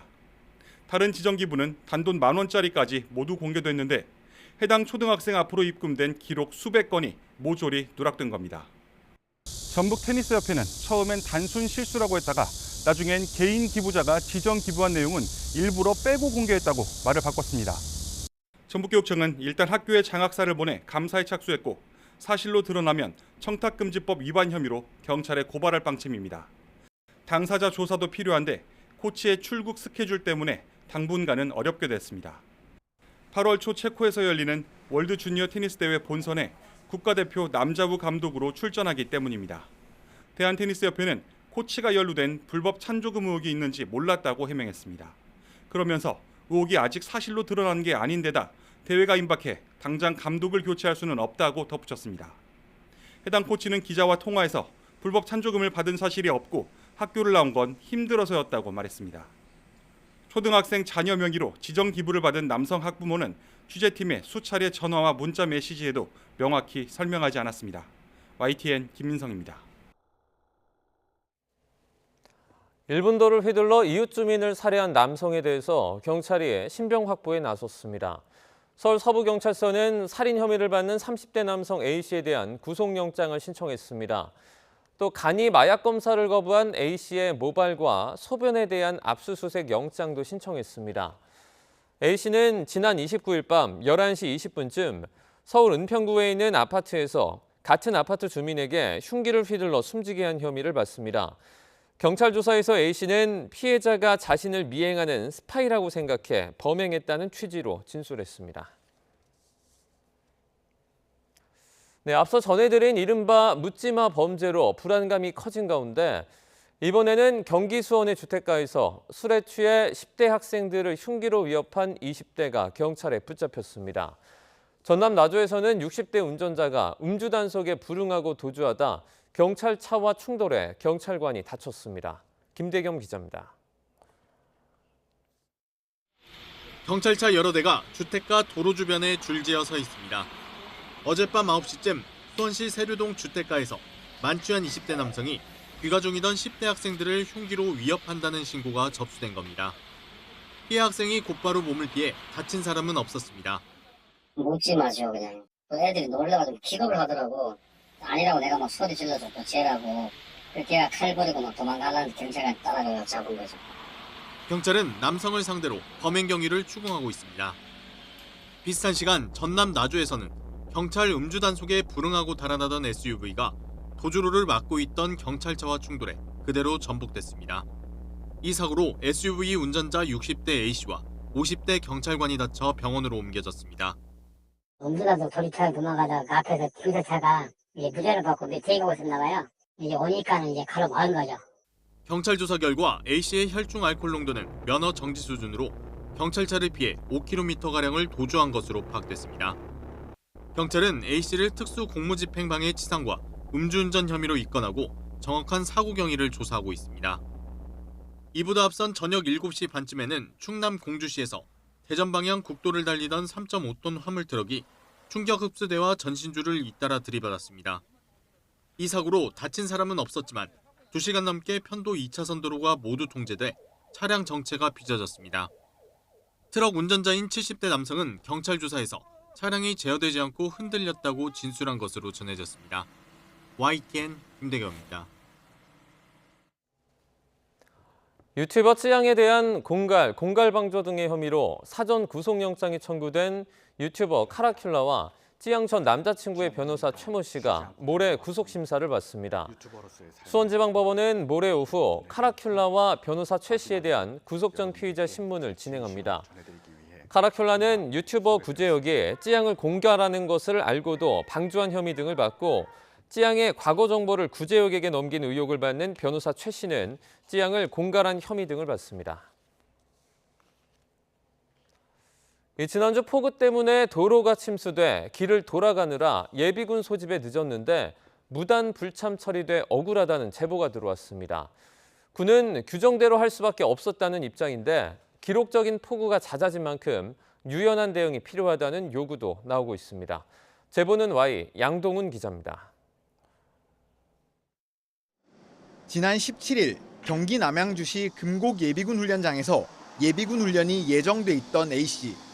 새벽부터 내려진 호우 경보에 9시인 입소 시간 1시간 10분 전에 집을 나섰습니다.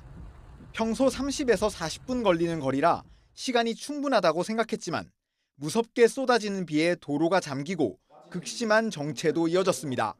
빠지려고 이제 다 오니까 경찰차가 이제 서 있더니 보니까 도로는 다 침수가 되어 있고 남양주 시청 쪽으로 빠지는 길 거기가 완전 통제가 되어서 돌고 돌아 결국 출발하고 2시간이 훌쩍 지난 9시 56분에야 훈련장 앞에 도착했지만 청천벽력 같은 이야기를 들었습니다. 9시 반까지 도착한 사람들만 입소를 허용해주고 나머지는 모두 훈련에 무단 불참한 것으로 처리하겠다는 겁니다. 실제로 국방부 규정을 보면 천재지변 등 불가피한 상황으로 늦을 경우 부대장 판단에 따라 9시 반까지만 입소 시각을 연장할 수 있다고 돼 있습니다. 입구에서 한참을 항의하던 A씨는 결국 훈련장 안으로 들어가지 못하고 발길을 돌려야 했습니다. 군에서는 지각한 사람들을 다 받아주면 훈련이 지연되고 제때 온 사람들이 피해를 보기 때문에 규정대로 할 수밖에 없었다는 입장입니다. 또 무단 불참 처리됐더라도 3차까지 추가 훈련 기회가 부여되기 때문에 불이익을 받을 일은 없다고 강조했습니다. 하지만 A씨는 적어도 천재지변만큼은 더 유연하게 대응할 수 있도록 규정이 정비돼야 한다고 목소리를 높였습니다. 호우 경보라는 확실한 기준이 저는 있다고 생각하거든요. 지각자에 한해서도 입소를 도와주고 만약에 9시에서 10시 사이에 진행된 교육이 있다면 추가로 교육을 하든지. 특히 최근 기록적인 폭우가 잦은 데다 훈련장도 주로 외곽 지역에 있는 만큼 관련 논의 필요성이 커졌다는 지적도 있습니다. 앞서 국민권익위원회는 지난해 예측 불가능한 교통 체증 등으로 인해 예비군 훈련에 지각할 경우 30분을 넘기더라도 입소를 허용하라고 국방부에 권고했습니다. 국방부는 앞으로 예비군 교육훈련 훈련 개정 시 현재 지침이 타당한지 입소 허용 시간 확대가 필요한지 등을 검토할 예정이라고 설명했습니다. YTN 양동훈입니다.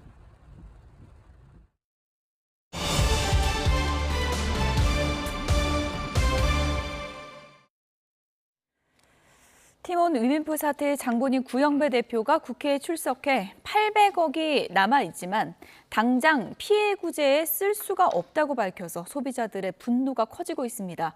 피해 고객과 판매자들의 지원에 투입될 자금을 회수할 길이 현재로서는 막막해 보이는데요. 유한홍 기자가 보도합니다. 국회에 처음 모습을 드러낸 구영배 큐텐 대표의 입에 티몬 위메프 사태 피해자와 관계자들의 이목이 집중됐지만 돌아온 대답은 돈이 없다는 말이었습니다. 800억이 맥스가 갖고 있고 그 부분이 정산자금으로 바로 쓸 수 없다는 또 한계가 있다는 것도 말씀드립니다. 이렇게 되자 금융당국으로선 구영배 대표가 국내든 해외든 어딘가에 은닉했을 자금 추적에 속도를 낼 수밖에 없게 됐습니다. 어쨌든 큐텐 측에 가용한 자금이라든가 혹여 어쨌든 외부로 유용된 자금이 있는지 여부 내지는 그 규모 등을 파악해서 그 책임 재산을 확보하는 게 먼저 우선이라고 생각합니다. 티몬과 위메프의 모기업인 큐텐 측으로부터 돈을 받을 길이 막막해지면서 피해 고객 결제 환불을 진행 중인 피지사 측도 고스란히 피해를 떠안을 수밖에 없게 돼 난감해졌습니다. 피해 판매자들을 위한 정책자금 지원에 나선 정부로서도 난감하기는 마찬가지입니다. 저금리 대출 형태의 지원이라서 경영난에 빠진 판매업체들이 자칫 원리금 상환을 못하면 자금을 지원한 공공기관들이 손실을 떠안게 됩니다. 지금 국민의 세금이 이번 사태에 투입될 수밖에 없는 상황은 불가피하다고 보여지고요. 소비자 환불은 100% 이루어져야 되고 판매자 그 정산 미정산분에 대해서는 어느 일정 부분 또 우리 세금이 투입될 수밖에 없는 상황이 아닌가 이렇게 생각합니다. 한 기업인의 탐욕과 이를 제때 견제하지 못한 정책당국의 무책임 속에서 1조 이상으로 추산되는 티몬 위메프 사태의 피해가 고스란히 국민의 부담으로 전이되는 것 아닌가 우려가 커집니다. YTN 유환홍입니다. 네, 팀원 위메프 정산지원 사태가 큐텐그룹 다른 계열사까지 이어지면서 파장이 계속되고 있습니다. 피해자 보상을 포함해서 이번 사태 관련한 법적인 문제 짚어보겠습니다. 김광산 변호사 모셨습니다. 어서 오세요. 네, 안녕하세요. 어제 800억 동원 가능하다 이런 얘기가 나왔는데 이게 구제안은 당장 쓸 수는 없다 이랬거든요. 왜 그러는 건가요? 근데 이제 800억이라는 돈이요. 지금의 어떤 미정산 사태의 금액에 비하면 이제 엄청난 작은 금액이죠. 근데 이제 800억 자체가 이거 확인해봐야 합니다만 이게 또 중국에 있다 이제 그런 얘기가 있고요. 예. 그다음에 이제 800억이 설사 유입이 된다 하더라도 지금 기업 회생 절차 신청해갖고 들어가서 보전 처분이랄지 포괄적 금지 명령으로 이미 묶여 있단 말이에요. 그래서 이 돈 자체가 사실은 입금이 된다 하더라도 이걸 피해자에게 줄 수 있는 그런 상태가 아니에요. 근데 더군다나 외국에 있기 때문에 이걸 또 즉시 들어오기도 어렵고 예. 또 기업 회생과 관련해서 모든 게 금지됐기 때문에 이거 가지고 피해자들에게 피해 회복할 수 있는데 쓰일 수 없습니다. 어제 구영배 대표가 내가 사재까지 탈탈 털어서라도 어떻게든 해결해 보겠다고 했는데 그러면 그 사재도 바로 쓸 수가 없는 거네요? 그렇죠. 일단 기업 예. 회생 절차 신청을 해서 개시되고 있기 때문에 그거 내용 결과를 좀 봐야 할 것 같아요. 앞으로 이제 신문도 좀 있고요. 예. 그다음에 회사의 자금이랄지 경영 상황이랄지 부채, 채권 이런 걸 이제 전부 다 검토를 한 다음에 이제 법원에서 회생 절차를 개시할지 않을지 이제 그걸 검토를 하게 되기 때문에 이제 본인 자체의 어떤 사재를 다 턴다 하더라도 사실 이것이 바로 피해자 회복을 위해서 쓰일 수는 없는 건데 아마 본인의 어떤 재산이 그 큐텐과 관련된 QExpress와 관련된 한 32% 정도 지분이라고 하는데 지금 회사 자체가 다 자본 잠식이 돼 있고 예. 그러면 이걸 과연 누가 사줘야 하는 거 아니에요? 그러면 살 사람은 이제 기업밖에 없는데 지금 다 회사의 어떤 상태가 좋지 않은데 과연 이게 누가 살 수 있고 이게 과연 재산 가치가 있느냐. 그래서 본인의 어떤 책임을 다하겠다는 취지로 얘기하지만 이거 자체가 그렇게 효과가 있을 수는 없다. 그리고 이제 문제가 있는 건 이런 거예요. 이제 기업에 대해서는 앞으로 구조조정을 한다랄지 회생을 하려고 하면 신뢰가 있어야 하거든요. 근데 우리가 이제 선박이랄지 제조업과 달리 이 회사 자체는 사실은 판매자와 소비자 사이에서 거래를 중개하면서 회사를 운영하는 데이기 때문에 제일 중요한 것은 소비자의 신뢰거든요. 예. 근데 이제 신뢰가 깨졌기 때문에 설사 어떠한 구조조정을 한다랄지 기업 회생을 한다 하더라도 과연 원상회복할 수 있느냐 이제 그런 문제가 있는 겁니다. 예. 이복경 금감원장이 자금 추적 과정에서 강한 불법의 흔적이 있었다 이런 얘기를 했었는데요. 어제 국회에서 나온 얘기 좀 들어보겠습니다. 죄송스럽게도 그룹이 갖고 있는 부분이 또 그 절차 부분에서 우리가 최대한 동원할 수 있는 자금 그건 800억인데 그 800억? 바로 이 부분으로 다 투입할 수 있을지에 대해서는 제가 갖고 있는 거 모든 걸 다 내놓겠습니다. 양치기 소년 같은 그런 행태들이 있기 때문에 저희는 이제 말에 대한 신뢰는 지금 많이 하지 못하고 자금 추적 과정에서 이미 드러난 강한 불법의 흔적이 있어서 검찰의 수사 의뢰를 주말 지나기 전에 이미 해놓은 상태고.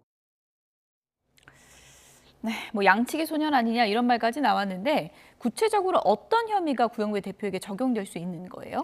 일단은 아직 사실 공개 나오지 않았어요. 예. 그런데 이제 구영배 대표가 국회에서 한 얘기를 종합적으로 보면 지금 미국에 있는 유씨라는 기업을 인수하는 데 있어서 한 2,300억 들었다는 거 아니에요. 예.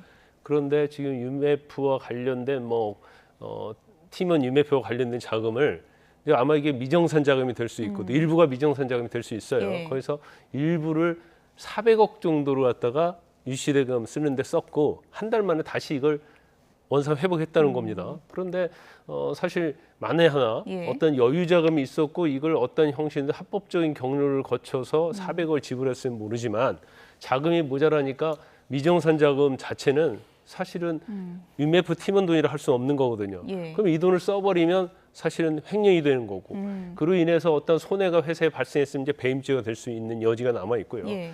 또 하나는 이게 그냥 우리가 최근에 언론에 보도됐지만 그 전부터 자본 잠식되고 회사 사정이 어려웠기 때문에 이제 돌려막기 했을 가능성이 크다. 돌려막기 했을 그렇죠. 가능성. 예. 그러면 예를 들어서 소비자가 결제를 하고 500억이 들어왔어요. 그럼 500억을 가지고 있다가 사실은 판매 업체에다가 줘야 하는 거 아닙니까? 정산을 해야 하는 거잖아요. 예. 그런데 그게 아니고 이미 다른 데 쓰고 또 받은 돈 갖고 돌려막기 했다고 한다면 예. 이거 자체 이제 사기 범죄를 할 수가 있죠. 돌려막기는 사기 혐의가 그렇죠. 적용될 수 이게 있다. 돌려막기를 우리가 이제 폰지 사기라고 합니다. 예, 일반적으로. 그래서 이제 폰지 사기 될 가능성도 굉장히 크다.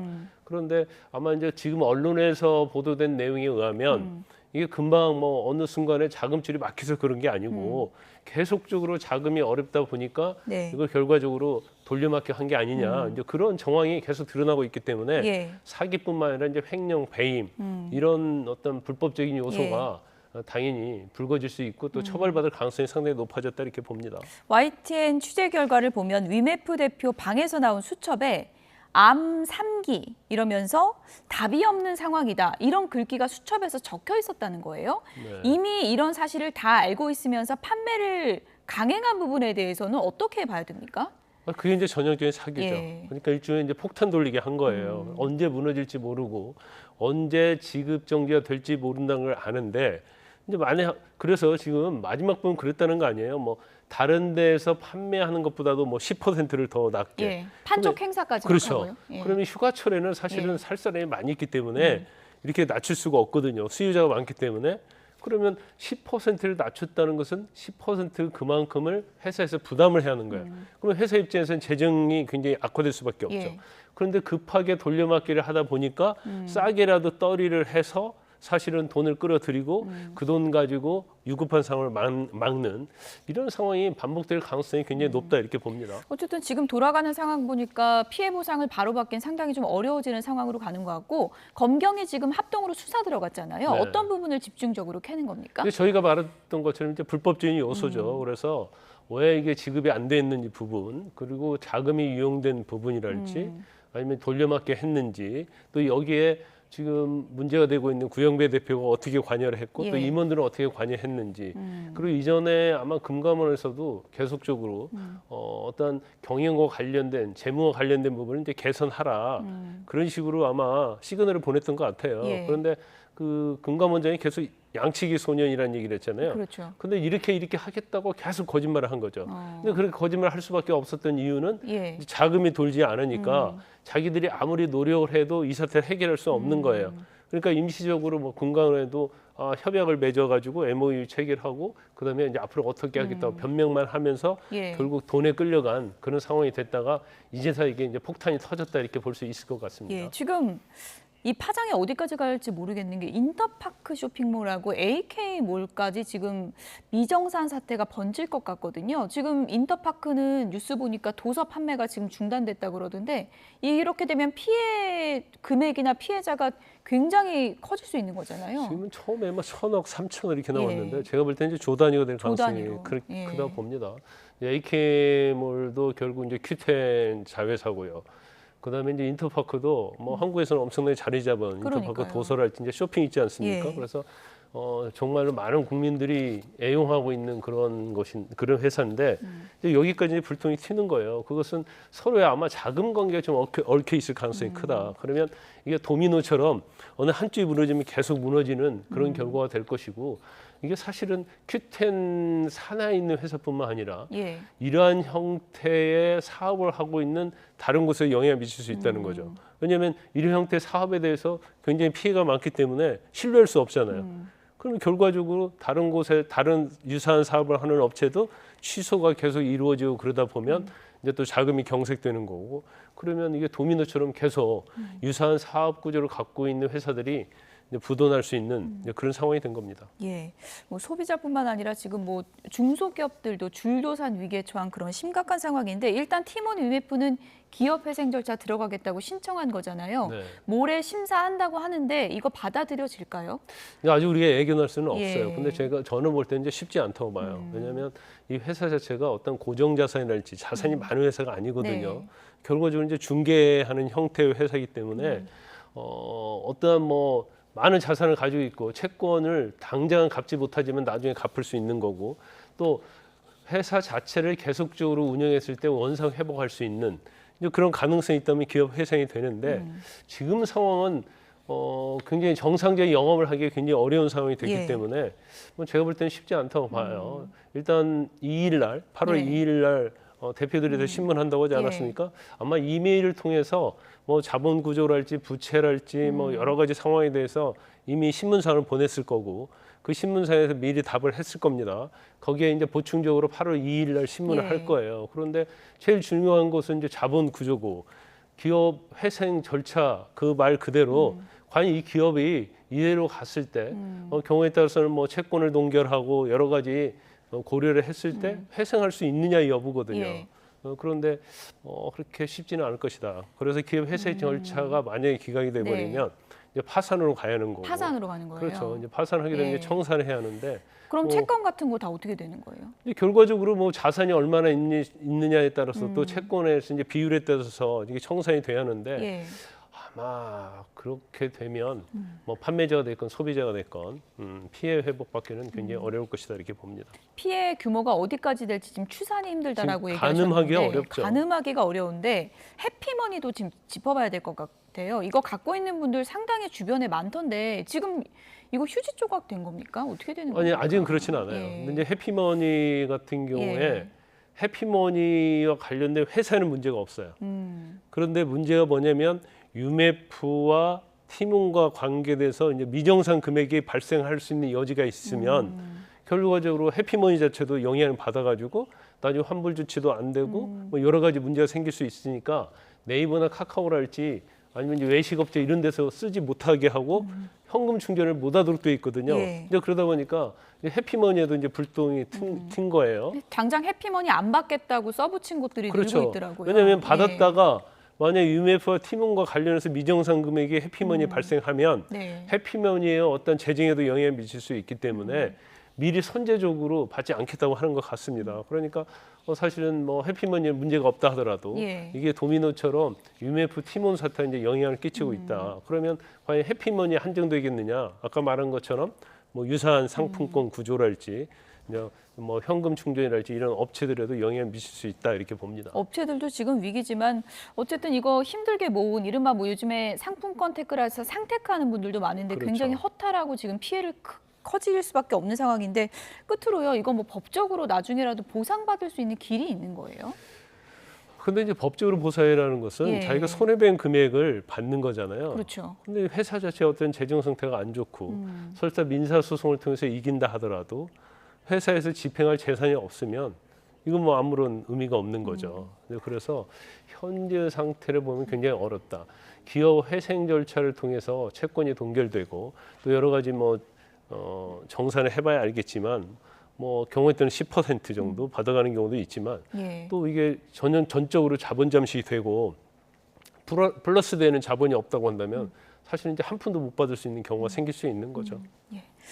어쨌든 지금까지의 그런 자금 흐름이나 이런 걸 보면은 화를 키웠다 이렇게 볼 수 있을 것 같은데요. 앞으로 이런 피해 대책을 어떻게 마련해야 될지 좀 주목을 해봐야 될 것 같습니다. 지금까지 김광삼 변호사였습니다. 고맙습니다.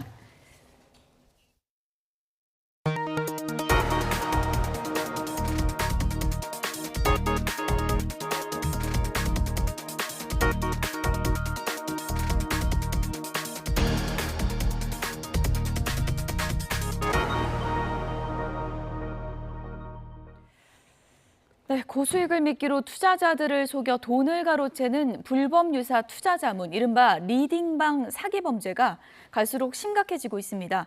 실제와 똑같은 가짜 거래소 사이트는 물론이고 유명인 사칭까지 그 수법도 교묘해지고 있는데요. 최근 반년간 신고된 피해액이 3천억 원에 육박합니다. 안동준 기자입니다. 투자 정보를 공유하는 SNS 오픈 채팅방에서 소개해준 비상장 주식 거래 사이트입니다. 상반기 기업 공개, IPO 최대어로 꼽힌 회사의 주식을 싸게 구매할 수 있다고 홍보합니다. 일반 공모가보다 40% 저렴한 기업 특별 공급을 미끼로 입금을 종용하는 겁니다. 저명한 경제학 교수와 금융당국의 이름을 내걸고 투자자를 안심시키지만 모두 거짓입니다. 특별 공급은 애초에 없을 뿐 아니라 해당 사이트 자체가 실제를 감쪽같이 베낀 가짜입니다. 저는 이코노미스트라 개별 종목은 추천하지도 않고 개별 종목은 알지도 못한다는 것입니다. 그래서 혹시라도 제 이름으로 개별 종목 추천 이런 것들이 나오면 전부 사칭이라고. 더 큰 문제는 이 같은 불법 리딩방 사기가 갈수록 진화하고 있다는 점입니다. 정말 수익이 발생한 것처럼 투자자 계좌에 일단 돈을 넣어줘 경계심을 늦추는 게 대표적입니다. 그렇게 믿고 투자액을 늘리면 어느 순간 돈을 가로채 연락을 끊는 사례가 잇따르고 있습니다. 5억 8천 정도 돼. 5억 8천 정도. 그래가지고 뭐 돈 이제 노후자금 좀 있는 거하고 집 담보를 했고 집도 뭐 반 이상은 다 날아가고 그러죠. 근데 지금 생각하면 너무 진짜 내가 멍청한 거야. 최근엔 유명인을 사칭해 투자 앱을 깔도록 한 뒤 186억 원을 빼돌린 일당이 붙잡히기도 했습니다. 피해자만 85명에 달했습니다. 관리책과 자금책 등 역할을 나누고 해외에까지 조직을 두는 등 수법이 전문화되고 있습니다. 정식적인 업체가 아니면은 일단 뭐 10중 8구 사기일 수가 있다. 한번 생각해 보시고 한번 의심하고 확인해 봄으로써 내 노후 자금, 평생 모은 자금 수천 수억을 건질 수가 있습니다. 지난해 9월부터 올해 3월까지 불과 반년 동안 경찰에 신고된 리딩방 사기는 3,200여 건. 추정 피해액은 2,970억 원이 넘습니다. 오늘 밤 방송되는 YTN 탐사보도 프로그램 팩트추적은 투자자를 울리는 신종범죄의 심각성을 파헤치고 계좌 지급 정지 등 실효성 있는 피해 예방 대책을 집중 모색합니다. YTN 안동준입니다. 미국 기준금리를 결정하는 연준의 연방공개시장위원회 FOMC 회의가 열리고 있습니다. 결과는 우리 시간으로 내일 새벽에 나오는데 동결이 유력한 만큼 9월 인하 신호가 나올지에 관심이 쏠리고 있습니다. 이영원 기자입니다. 미국 기준금리는 이번에도 동결이 유력합니다. 8차례 연속 동결 전망에 시장도 큰 이견이 없습니다. 관심은 다음 스텝입니다. 시장은 9월 인하를 100% 확신하고 있습니다. 일부긴 하지만 0.5%포인트 빅스텝을 밟을 거란 예상까지 나올 정도입니다. 지금 금리 인하에 대한 기대감은 그 어느 때보다도 높은 것 같고요. 그래서 7월에 FOMC가 어떤 얘기를 하느냐. 최근 주요 경제 지표도 이런 기대감을 키우고 있습니다. 인하 발목을 잡아왔던 물가는 둔화하고 있고 고용 열기도 한풀 꺾였습니다. You don't want to wait until inflation gets all the way down to 2% because inflation has a certain momentum. You wouldn't wait that long if you. 우리도 물가 부담이 줄면서 금리 인하 시점을 저울질하고 있습니다. 특히 2분기 성장률이 마이너스로 내려앉는 등 경기는 미국보다 좋지 못해 인하 명분도 분명해졌습니다. 아니, 연준이 이제 9월 인하가 거의 확정적이라면 우리는 남은 거는 10월과 11월 두 번이 있는데 최근에 우리 물가도 좀 둔화되고 있고 경제 지표가 좀 나빠지는 그런 한 번 정도는 인하를 해야 될 것 같습니다. 이에 한국은행은 이번 FOMC 결정 직후 이뤄질 파월 의장 기자회견에서 9월 인하 메시지가 나올지 주목하고 있습니다. YTN 이영훈입니다. 국내 프랜차이즈 카페 가운데 점유율 톱3에 꼽히는 스타벅스가 다음 달부터 가격 조정에 나섭니다. 지난 2022년 1월 이후 2년 6개월 만인데요. 자세한 내용 화면으로 함께 보겠습니다. 네, 일단 이번 가격 조정의 핵심은 음료별 가격 인상이 아닌 사이즈별 가격 인상을 단행한다는 겁니다. 이에 따라서 그란데 사이즈는 지금보다 300원, 벤티 사이즈는 600원이 오를 예정입니다. 대신 숏 사이즈는 300원 내리기로 했고요. 고객들이 가장 많이 찾는 톨 사이즈는 지금 가격과 그대로 같습니다. 스타벅스에서 판매하는 원두 제품 가격대도 올라갑니다. 또 에스프레소 샷과 시럽 등 음료에 들어가는 옵션 가격도 기존의 600원에서 800원으로 인상됩니다. 단 스타벅스 회원에게 제공이 되는 무료 추가 혜택은 그대로 유지하기로 했습니다. 이에 대해서 스타벅스 측은 대내외 가격 인상 요인을 그동안 내부적으로 흡수해왔지만 각종 직간접 비용 상승이 계속 누적되면서 가격 조정을 진행하게 됐다고 설명했는데요. 이상기후 여파로 국제 커피 원두 가격이 상승세를 보이는 가운데 이제 하루에 커피 한 잔도 부담인 시대가 찾아왔습니다. 삼성전자는 5세대 고대역폭 메모리 8단 제품을 3분기에 양산해 본격적으로 공급하고 하반기에는 12단 제품도 공급할 예정이라고 밝혔습니다. 김재준 메모리 사업부 부사장은 실적 발표 전화회의에서 생성형 인공지능 제품의 수요 강세에 힘입어 2분기 고대역폭 메모리 HBM 매출은 전분기보다 50% 넘게 상승했다며 이같이 말했습니다. 삼성전자가 5세대 HBM 공급을 본격화하면서 엔비디아의 품질 테스트가 임박했다는 전망이 나오는 가운데 삼성전자는 고객사와의 비밀 유지 계약으로 언급할 수 없다고 말을 아꼈습니다. 삼성전자는 현재 진행 중인 노조 파업에 대해선 파업이 조기에 종결될 수 있도록 노조와 소통 협의를 하고 있다고 밝혔습니다. 기록적인 폭우로 압록강이 범람하면서 북한의 홍수 피해가 상당한 것으로 보입니다. 북한 관영 매체는 물적 피해는 물론 김정은 위원장이 인명 피해를 거론한 사실을 처음으로 공개하며 책임자 처벌에 나섰다고 전했습니다. 이종원 기자입니다. 김정은 국무위원장이 고무보트를 타고 수해 현장을 둘러봅니다.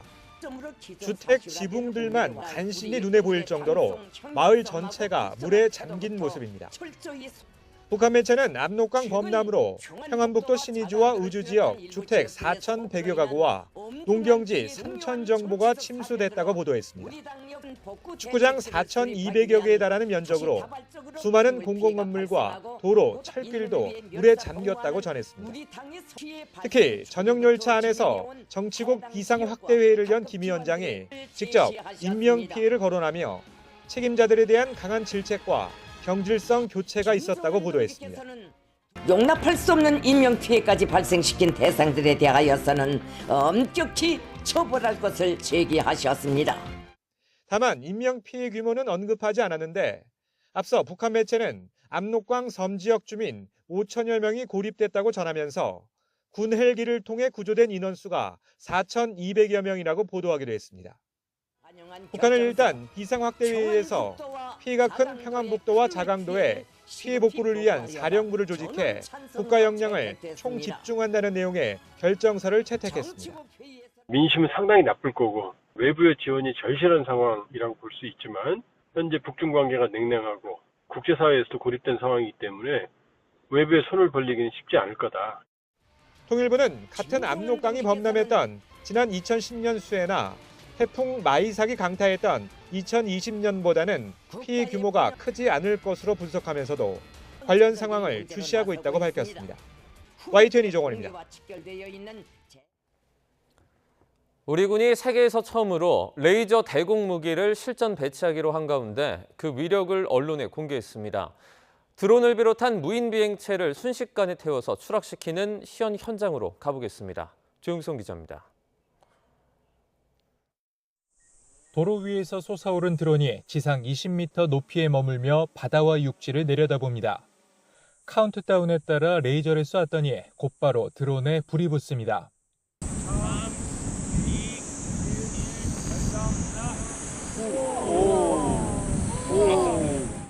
공중에 머물던 드론은 방향을 잃고 추락해 건물에 부딪히며 파손됩니다. 열 에너지를 쏴서 물리적으로 표적을 태우거나 파괴하는 레이저 대공 무기입니다. 국방과학연구소 주관으로 5년 동안 870억 원을 들여 개발에 성공했고 올해부터 1,300억 원을 들여 양산에 들어갔습니다. 전투용 적합 판정을 받은 시험평가에서 3km 밖에 있는 무인기 30대를 100% 명중하며 기대감을 높였습니다. 표적 위치 확인 장치로 표적의 위치를 확인하고 발사 장치로 추적해가며 조준한 뒤 레이저로 격추하는 방식입니다. 고정형인 블록 1에 이어 이동형으로 개발되고 있는 블록 2는 다양한 플랫폼에 탑재돼 더 유연하게 전략화될 것으로 보입니다.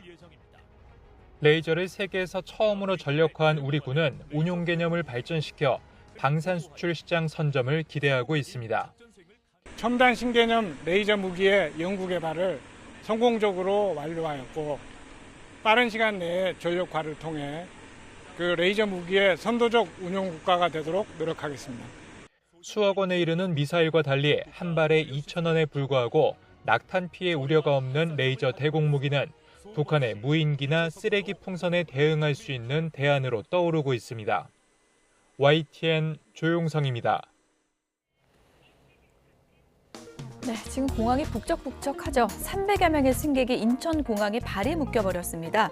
노르웨이 오슬로로 향하던 에어 프레미아 항공편이 기체 결함으로 추정되는 문제로 급히 회항해서 인천으로 돌아왔는데요. 회항 당시 항공기는 장시간 비행을 한 상태였는데 YTN 제보 영상을 보면 카자흐스탄 상공에서 인천으로 항로를 변경한 것으로 확인됐습니다. 한 탑승객은 YTN과의 통화에서 10시간 넘게 비행하던 중 기내 모니터를 보고 나서야 회항 사실을 인지했다면서 기내에서는 인천 도착 2시간 전에야 그 상황을 안내받았다고 말했습니다. 이에 대해 항공사 측은 비행 도중에 결함을 발견했고 오슬로로 가는 것보다 인천으로 되돌아가는 시간이 더 짧게 걸릴 것으로 판단했다고 설명한 것으로 전해졌습니다.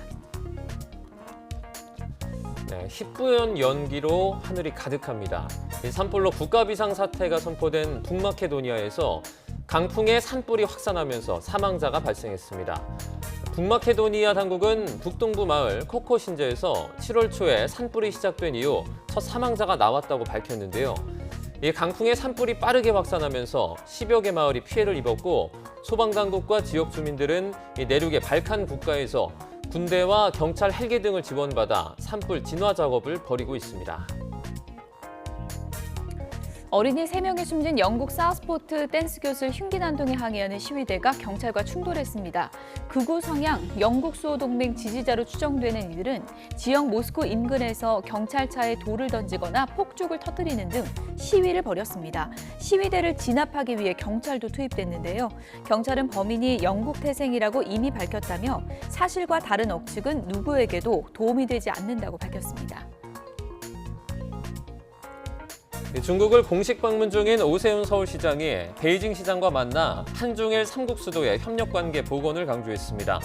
오 시장은 베이징 인민정부청사에서 인용 시장을 만나 과거 서울과 베이징, 도쿄까지 이른바 대세토의 관계는 매우 좋았다며 이제라도 다시 새 도시 협력을 복원하고 상호 발전하자고 강조했습니다. 이에 인용시장은 그동안 베이징과 서울은 양국 간 지역 교류에서 선도적이고 모범적인 중요한 역할을 해왔다면서 적절한 때 서울 방문을 검토하겠다고 화답했습니다. 두 사람의 면담은 2018년 이후 6년 만에 열린 양국 수도 고위급 만남입니다. 이상덕 신임 재외동포청장이 오늘 오전 인천 송도 재외동포청에서 취임식을 갖고 공식 업무를 시작했습니다. 윤석열 정부에서 출범한 재외동포청의 제2대 청장을 맡게 된 이상덕 청장은 주 인도네시아 대사와 주 싱가포르 대사, 그리고 외교부 동북아시아 국장 등 다양한 보직을 거친 정통 외교관 출신입니다. 이 청장은 취임사에서 지금의 재외동포 사회는 경제적으로 모국과 도움을 주고받을 수 있는 소중한 해외 역량으로 성장했다며 동포들의 위상 변화가 세계 한민족 역량 확대로 이어질 수 있도록 함께 고민하고 750만 재외동포들의 기대에 어긋남이 없도록 재외동포청이 되도록 노력하겠다고 밝혔습니다. 베네수엘라의 대선 부정선거 규탄 시위가 결국 유혈 사태로 번졌습니다. 청소년을 포함해 최소 11명이 숨진 것으로 전해진 가운데 마두로 정부는 강경 대응을 다짐하고 있어 사태 악화가 우려됩니다. 김도원 기자입니다. 반정부 시위대가 수도 카라카스 거리를 가득 메웠습니다. 참가자들은 이번 대선 승자는 마두로 대통령이라는 정부 발표는 조작이라고 주장했습니다. pueblo venezolano se expresó y quiere un cambio político, quiere un cambio de lo que hemos vivido en estos 25 años. 전국 곳곳에서는 마두로를 후계자로 지명한 차베스 전 대통령의 동상이 뽑혀나갔습니다. 선거관리위원회가 투표소별 개표 결과를 공개하지 않아 부정 의혹이 더 커지고 있습니다. 야당은 개표 기록을 입수했다며 이번 대선은 자신들의 분명한 승리라는 입장입니다. Mesa 6, Edmundo 334, Maduro 102. 경찰은 강경 진압에 나서 청소년을 포함해 사망자가 잇따랐습니다.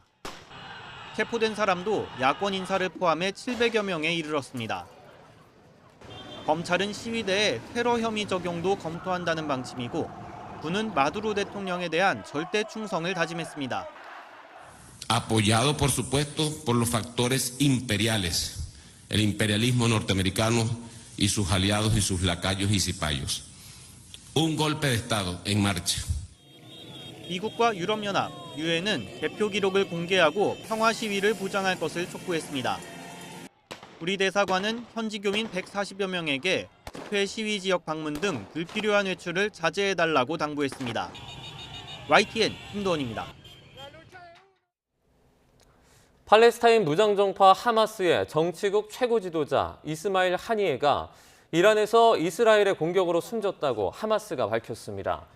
로이터 통신은 현지 시간 31일 하마스가 텔레그램 계정에 올린 성명을 인용해 하니에가 전날 이란의 수도 테헤란에서 이스라엘의 공격을 받아 사망했다고 전했습니다. 이란 혁명수비대도 성명을 내고 하니에가 테헤란에서 살해됐다며 이란 혁명수비대와 하니에가 거주지에서 표적이 됐다고 밝혔습니다. 하니에는 하마스 고위 지도자 중에 한 명으로 정치국을 이끌어왔으며 30일에 열린 마수드 페제시키안 이란 대통령의 취임식에 참석하기 위해 이란을 방문 중이었습니다. 장마가 끝나고 찌는 듯한 폭염이 기승입니다. 서울에도 이틀 만에 다시 폭염 경보가 내려졌고 전국적으로 체감온도 35도 안팎의 무더위가 이어지고 있는데요. 이런 더위가 반가운 장소도 있습니다. 바로 도심 속 물놀이장입니다. 현장에 기상캐스터가 나가 있습니다. 고은재 캐스터. 네, 여의도 물빛광장에 나와 있습니다. 네, 지금 서울은 다시 폭염 경보라고요.